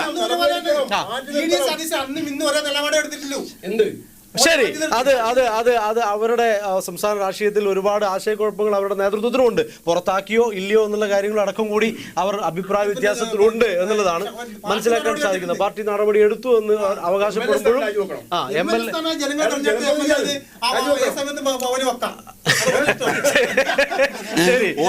രാഷ്ട്രീയ പാർട്ടി ചുമതലപ്പെടുത്തിയ ആളാണ്. അപ്പോൾ നമ്മൾ ഇതിന്റെ വൈൻഡപ്പിലേക്ക് പോവാണ്. ഏറ്റവും അവസാനം നമ്മൾ മടിക്കൈ പഞ്ചായത്തിലേക്ക് തിരിച്ചെത്തുകയാണ്. കേരള സംസ്ഥാന അല്ലെങ്കിൽ ദേശീയ രാഷ്ട്രീയമെല്ലാം നമ്മൾ ചർച്ച ചെയ്ത് കടന്നു വന്ന ഒരു മനോഹരമായ ചർച്ചയായിരുന്നു. ഏറ്റവും അവസാനത്തെ ഒറ്റവാക്കിൽ പറയുകയാണെങ്കിൽ LDF-ന്റെ ആത്മവിശ്വാസം, ഇനി തുടങ്ങി വെച്ച പദ്ധതികൾ അല്ലെങ്കിൽ പൂർത്തിയാക്കാവുന്ന പദ്ധതികൾ ഏതൊക്കെ തരത്തിലായിരിക്കും ഇന്ന് ജനങ്ങളോട് നിങ്ങൾ കൊടുക്കുന്ന വാഗ്ദാനം? ഇടതുപക്ഷം തുടങ്ങിവെച്ച പദ്ധതികൾ പൂർത്തീകരിക്കുകയും കാലാനുസൃതമായ വികസനത്തിൻ്റെ പുതിയ കാഴ്ചപ്പാട് ജനങ്ങൾക്ക് മുൻപാകെ പ്രകടന പത്രികയായി LDF അവതരിപ്പിച്ചിട്ടുണ്ട്. അത് പൂർത്തീകരിക്കുന്നതിന് വേണ്ടിയുള്ള വലിയ ശ്രമം മടിക്കയിൽ ഞങ്ങൾ നടത്തും. ജനം ഞങ്ങളെന്നല്ല ഇടതുപക്ഷം പറയുന്നത് കേൾക്കാനും കൂടെ നിൽക്കാനും സന്നദ്ധമാകുന്ന ഒരു ഗ്രാമമാണ് മടിക്കൈ. അപ്പോൾ ജന താല്പര്യം മുൻനിർത്തിക്കൊണ്ട് നേരത്തെ എൻ്റെ വ്യത്യസ്ത രാഷ്ട്രീയ പാർട്ടിയിൽപ്പെട്ട ആളുകൾ സൂചിപ്പിച്ച അവർ പറഞ്ഞ ഏറ്റവും ക്രിയാത്മകമായ ഒരു നല്ല നിർദ്ദേശം, ഒരു തൊഴിലിടം, നമ്മൾ മടിക്കയിലെ സാധാരണക്കാർക്ക് ഒരു തൊഴിലിടം ഉണ്ടാക്കുന്നതിനുൾപ്പെടെയുള്ള ഏറ്റവും നല്ല ഇടപെടലിന് നേതൃത്വം കൊടുത്ത് ജനങ്ങൾക്കൊപ്പം കാർഷിക മേഖലയിൽ വിദ്യാഭ്യാസ മേഖലയെല്ലാം മാതൃകയാണ് ലോകത്തിന്. കേരളം നടപ്പിലാക്കിയ പദ്ധതികളുടെ തുടക്കം മടിക്കൈയിൽ നിന്നായിരുന്നു. ഇപ്പോഴും അതുപോലുള്ള വിദ്യാഭ്യാസ പദ്ധതികൾ ആ നാട്ടിനകത്ത് തുടരുന്നു. ജനങ്ങളെ കൂടെ നിർത്തിക്കൊണ്ട് ജനപക്ഷ താല്പര്യം മുറുകെ പിടിച്ച് ജനങ്ങളുടെ ജീവനും വിദ്യാഭ്യാസത്തിനും ആരോഗ്യത്തിനുമെല്ലാം മുൻഗണന കൊടുത്തുകൊണ്ടുള്ള തുടങ്ങിവെച്ചതും തുടങ്ങാൻ പോകുന്നതുമായ പദ്ധതികളാണ് ജനങ്ങൾക്ക് മുൻപാകെ ഞങ്ങൾ അവതരിപ്പിച്ചിട്ടുള്ളത്. ഏറ്റവും മികച്ച വിജയം മടിക്കയിൽ ഉണ്ടാകുമെന്നുള്ള കാര്യത്തിൽ തർക്കമില്ല. ആ വിജയം ജനങ്ങൾ ഞങ്ങളിൽ അർപ്പിക്കുമെന്ന വിശ്വാസം ഞങ്ങൾക്കുണ്ട്. അത് വെച്ചുകൊണ്ട് മടിക്കയുടെ സമഗ്ര വികസനത്തിന് വേണ്ടുന്ന കാഴ്ചപ്പാടുകൾ അവതരിപ്പിച്ച് അത് നടപ്പിലാക്കുന്നതിന് വേണ്ടി എല്ലാ ആളുകളുടെയും ഗ്രാമപഞ്ചായത്ത് എന്നുള്ളത് കൊണ്ട് രാഷ്ട്രീയത്തിന് അതീതമായി എല്ലാ ആളുകളെയും ഒരുമിച്ച് നിർത്തിക്കൊണ്ടുള്ള ഏറ്റവും ഉജ്ജ്വലമായ നിലയിലുള്ള ഭരണം മടിക്കൈ ഗ്രാമത്തിനകത്ത് നടപ്പിലാക്കാനുള്ള ശ്രമമാണ് ഇടതുപക്ഷം അധികാരത്തിൽ വന്നാൽ ഉണ്ടാകുക എന്ന ഉറപ്പ് തന്നെയാണ് ഈ തെരഞ്ഞെടുപ്പിന്റെ ഭാഗമായി ഞങ്ങൾക്ക് സൂചിപ്പിക്കാനുള്ളത്. തീർച്ചയായും അങ്ങനെയാണെങ്കിൽ BJP ഇത്തവണ കൂടുതൽ സീറ്റുകൾ വാങ്ങാൻ വേണ്ടിയിട്ടുള്ള ഉശിരൻ പ്രവർത്തനങ്ങളാണ് കാഴ്ചവെക്കുന്നതെന്നുള്ള മനസ്സിലാക്കുമ്പോഴും എന്താണ് അവസാനം ഒറ്റവാക്കിൽ പറയാനുള്ളത്? ഞങ്ങൾ ഈ തെരഞ്ഞെടുപ്പിൽ കേരളത്തിൽ അങ്ങോളം ഇങ്ങോളം ഉയർത്തിയ മുദ്രാവാക്യം വികസിത കേരളം എന്ന കാഴ്ചപ്പാടാണ്. അതിന്റെ ഏറ്റവും താഴെത്തട്ടാണ് പഞ്ചായത്ത്. മടിക്കി പഞ്ചായത്ത് സമ്പൂർണ്ണമായും വികസിച്ച ഒരു പഞ്ചായത്തായി ഞങ്ങൾ സ്വപ്നം കാണുന്നു. അതിനുവേണ്ടി സംസ്ഥാനവും കേന്ദ്ര ഗവൺമെന്റും പഞ്ചായത്തും ഒരുമിച്ച് ഒരുപോലെ വികസനത്തിന് വേണ്ടിയുള്ള എല്ലാവിധ വ്യത്യാസങ്ങളും മാറ്റിവെച്ചുകൊണ്ട് മുന്നോട്ട് പോയാൽ മടിക്കി പഞ്ചായത്ത് എന്ന ആ ഒരു ഗ്രാമത്തെ നമുക്ക് ഏറ്റവും പരിഷ്കൃതമായ പുരോഗതി പ്രാപിച്ച നല്ല മാതൃകാ ഗ്രാമമാക്കി മാറ്റാൻ സാധിക്കും. അതിന് ഭാരതീയ ജനതാ പാർട്ടി എല്ലാവിധ പിന്തുണയുണ്ടാവും. ഞങ്ങൾ ഈ പ്രാവശ്യം പറഞ്ഞത് മാറാത്തത് ഇനി മാറും, മാറാത്തത് ഇനി മാറും. അതുകൊണ്ട് മടിക്കി പഞ്ചായത്തിൽ ഈ പ്രാവശ്യം അത്ഭുതങ്ങൾ സംഭവിക്കും എന്ന് തന്നെയാണ് ഞങ്ങളുടെ ഉറച്ച വിശ്വാസം. പുതിയൊരു മാറ്റത്തിന് തയ്യാറാവണോ UDF? ഏറ്റവും എങ്ങനെയാണ് അവസാനം പാർലമെന്റിൽ നമ്മളൊരു മെമ്പർ ഉണ്ട്. ആ മെമ്പർ നേരത്തെ നമ്മളെ വൈസ് പ്രസിഡന്റ് പറഞ്ഞാണ് 19 MP ആയി. എന്ത് ചെയ്തു? 19 ഈ 24 വരെ പഞ്ചായത്തിന്റെ പല പദ്ധതിക്കും MP ക്ഷണമില്ല. ഈ 24 ശേഷം MP മടിക്കയിലുണ്ട്. മടിക്കയിൽ വരുന്നു, എല്ലാ പരിപാടിക്കും വരുന്നു. അപ്പോൾ MP-യുടെ ഫണ്ട് ഉപയോഗിക്കാൻ പറ്റുന്നുണ്ടെങ്കിൽ കോൺഗ്രസ് മണ്ഡലം പ്രസിഡന്റ് എന്ന നിലയിൽ പഞ്ചായത്തിന്റെ വികസനത്തിന് MP-യുടെ ഫണ്ട് മേടിച്ചു കൊടുക്കാൻ കോൺഗ്രസ് എന്നും മുന്നിലുണ്ടാവും. അതിന് ഇത്തവണ മെമ്പറായിട്ട് പഞ്ചായത്തിൽ ഉണ്ടാകുമെന്നുള്ളതാണ് വിശ്വാസം. മെമ്പർ ആണ്ട കോൺഗ്രസ് പാർട്ടി മെമ്പർ എന്ന നിലയിലല്ല, ഈ മണ്ഡലം പ്രസിഡന്റ് എന്ന നിലയിൽ കോൺഗ്രസ് പാർട്ടി മടിക്കി പഞ്ചായത്ത് ഭരണസമിതിയുടെ കൂടെ ഉണ്ടാവും. മെമ്പർ ആവൂല എന്നാണ് പറഞ്ഞത്. മെമ്പർ ആവണമെന്നാണ് പറയാൻ പറയുന്നത്. പാർട്ടിയാന്ന് പറഞ്ഞത്, മെമ്പർ എന്ന നിലയിൽ പറഞ്ഞ പാർട്ടി പാർട്ടിക്കുള്ള കർത്തവ്യം നിറവേറ്റും. ഇത്തവണ മെമ്പർ ആകണ്ടേ? അതാണ് ഞാൻ പറയുന്നത്. തീരുമാനിക്കും അടുത്ത 11-13 ആകുമ്പോൾ ജനങ്ങൾ. ശരി. ഏതായാലും വളരെ മനോഹരമായ ഒരു ചർച്ചയായിരുന്നു മടിക്കൈ പഞ്ചായത്തിന്റെ പ്രതിനിധികൾ നടത്തിയത്. ഏറ്റവും മനോഹരമായ നൈർമല്യമുള്ള ജനങ്ങളുള്ള ഒരു നാട്, ഏറ്റവും ആചാരാനുഷ്ഠാനങ്ങളുള്ള അല്ലെങ്കിൽ ഏറ്റവും മനോഹരമായ കളിമൺ പാത്രങ്ങൾ നിർമ്മിക്കുന്ന ഏറ്റവും കേരളത്തിലെ പ്രസിദ്ധമായ ഒരു നാട് എന്ന് പറയുന്ന ഈ നാട്ടിലെ ശക്തമായ രാഷ്ട്രീയ ബോധ്യമുള്ള എന്നാൽ വളരെ കർക്കശമായിട്ട് അവനവൻ്റെ നിലപാടുകൾ വ്യക്തമാക്കുന്ന രാഷ്ട്രീയക്കാരാണ് ഈ മടിക്കൈ പഞ്ചായത്തിലുള്ളത്. അതുകൊണ്ട് തന്നെ അവനവൻ്റെ രാഷ്ട്രീയം കൃത്യമായ നിലപാടോടുകൂടി അത് രേഖപ്പെടുത്തുമ്പോൾ ആ രേഖപ്പെടുത്തുന്നതിന് മുൻപ് ആലോചിക്കേണ്ടുന്നൊരു കാര്യം, എൻ്റെ പദ്ധതികൾ വിജയിപ്പിക്കുന്നതിന് ആരാണ് ഏറ്റവും മുന്നിൽ നിന്ന് നമ്മോടൊപ്പം നമ്മളിൽ ഒരാളായിട്ട് കടന്നു വരിക എന്നുള്ളതാണ്. അത് ഒരുപക്ഷെ ഈ കേരളം ഒന്നാകെ അത് രേഖപ്പെടുത്തുമ്പോൾ ഒരുപക്ഷെ മടിക്കൈ പഞ്ചായത്തും അതിശക്തമായി കഴിഞ്ഞ 75 വർഷമായി ഒരേ ഭരണസമിതി തന്നെ കൈകാര്യം ചെയ്തുകൊണ്ടിരിക്കുന്ന ഒരു പഞ്ചായത്താണ് മടിക്കൈ എന്നാണ് ഇപ്പോൾ അറിയാൻ വേണ്ടി സാധിച്ചത്. അതുകൊണ്ട് തന്നെ മടിക്കൈ പഞ്ചായത്തിൻ്റെ വരും തെരഞ്ഞെടുപ്പുകളിൽ അല്ലെങ്കിൽ ഈ തെരഞ്ഞെടുപ്പുകളിലും വരുന്ന 5 വർഷം അദ്ദേഹത്തിൻ്റെ അല്ലെങ്കിൽ അവരുടെ ആ നാടുകളിൽ നടക്കേണ്ടുന്ന വികസന പ്രവർത്തനങ്ങളെ പൂർണ്ണമായും ഉൾക്കൊണ്ടുകൊണ്ട് അത് രേഖപ്പെടുത്താൻ നിങ്ങൾക്ക് സാധിക്കട്ടെ എന്ന് മാത്രം ആശംസിക്കുകയാണ്. ഇന്ന് ഈ ചർച്ചയിൽ പങ്കെടുത്തിരിക്കുന്ന വളരെ പ്രഗത്ഭമായ ഒരുപക്ഷെ നമ്മൾ തുടർ ഭരണം ഉണ്ടാവുകയാണെങ്കിൽ അതിൻ്റെ സാരഥ്യം ഏറ്റെടുക്കാൻ വേണ്ടി തയ്യാറായിരിക്കുന്ന 12ാം വാർഡിൽ നിന്നും അടുക്കത്ത് പറമ്പിൽ നിന്നും പ്രസിഡന്റ് സ്ഥാനാർത്ഥിയായി മത്സരിക്കുന്ന ശ്രീ വി പ്രകാശനാണ്. നിലവിൽ പഞ്ചായത്ത് വൈസ് പ്രസിഡന്റ് കൂടിയാണ്. വി പ്രകാശന് സീനറ്റിൻ്റെ എല്ലാവിധ ആശംസകളും നേരുന്നു. ഒപ്പം ഈ ഒരു ചർച്ചയിൽ പങ്കെടുത്തതിൽ പൂർണ്ണമായ നന്ദിയും രേഖപ്പെടുത്തുകയാണ്. അതുപോലെ തന്നെ BJP-യുടെ 1ാം വാർഡിൽ വാഴക്കോട് മെമ്പർ നിലവിലെ മെമ്പറാവുകയും BJP-യുടെ സംസ്ഥാന കമ്മിറ്റി അംഗവുമായ ശ്രീ A. വേലായുധനാണ് നമ്മളോടൊപ്പം ഇപ്പോൾ ചർച്ചയിൽ പങ്കെടുത്തിരിക്കുന്നത്. വേലായുധന് എല്ലാവിധ ആശംസയും നേരുന്നു. തുടർന്ന് അങ്ങോട്ടുള്ള പ്രവർത്തനം BJP-യെ ശക്തിപ്പെടുത്തുന്നതിനുള്ള സാരഥ്യം ഏറ്റെടുത്തിരിക്കുന്ന ഒരു വ്യക്തിയാണ്. അതുപോലെ ഈ ചർച്ചയിൽ പങ്കെടുത്തതിനും എല്ലാവിധ നന്ദിയും രേഖപ്പെടുത്തുന്നു. ഒപ്പം UDF-ന്റെ വളരെ പ്രതീക്ഷയോടുകൂടി മടിക്കൈ പഞ്ചായത്ത് ഇനി UDF-ന്റെ കൈകളിലേക്ക് എത്തിക്കുന്നതിന് വേണ്ടി മുന്നിൽ നിന്ന് പ്രവർത്തിക്കുന്ന കോൺഗ്രസിൻ്റെ മണ്ഡലം പ്രസിഡന്റ് കൂടിയാണ് അദ്ദേഹം. 4ാം വാർഡിലെ സ്ഥാനാർത്ഥി കൂടിയാണ്. 4ാം വാർഡിൽ നിന്നും സ്ഥാനാർത്ഥിത്വം പൂർണ്ണമായും വിജയിച്ച് ഇത്തവണ മടിക്കൈ പഞ്ചായത്തിലേക്ക് ഒരു ഭരണസമിതി അംഗമായി കയറട്ടെ എന്ന് അദ്ദേഹത്തിന് സീനറ്റിൻ്റെ ആശംസകൾ നേരുകയാണ്. ഒപ്പം ഈ ചർച്ചയിൽ പങ്കെടുത്തതിനും വി നാരായണൻ എല്ലാവിധ നന്ദിയും രേഖപ്പെടുത്തുന്നു. ഒപ്പം ഒറ്റ കാര്യമേ സൂചിപ്പിക്കാനുള്ളൂ, ജനാധിപത്യം എന്ന് പറയുന്നത് വോട്ടവകാശം അത് പൂർണ്ണമായും വിനിയോഗിക്കണം. ആരും മാറി നിന്ന് പ്രതിഷേധിക്കുകയല്ല, വോട്ടവകാശം ഉപയോഗപ്പെടുത്തിക്കൊണ്ട് നമ്മളുടെ പ്രവർത്തനങ്ങൾ തീരുമാനങ്ങളെ അല്ലെങ്കിൽ നമ്മുടെ ജീവിതത്തെ സ്വരൂകൂട്ടി കൊണ്ടുപോകാൻ പറ്റാവുന്ന ഭരണ സാരഥ്യങ്ങളെ തിരഞ്ഞെടുക്കുക എന്ന് പറയുന്ന ആ ഒരു മഹത്തായ പ്രക്രിയയിൽ എല്ലാവരും ഏറ്റെടുക്കുക, അതിൽ പ്രക്രിയയിൽ പങ്കാളികളാവുക എന്ന് മാത്രം സൂചിപ്പിച്ചുകൊണ്ട് ഇന്ന് മടിക്കൈ പഞ്ചായത്തുമായിട്ടുള്ള ഈ ചർച്ച ഇവിടെ അവസാനിക്കുകയാണ്. നന്ദി, നമസ്കാരം.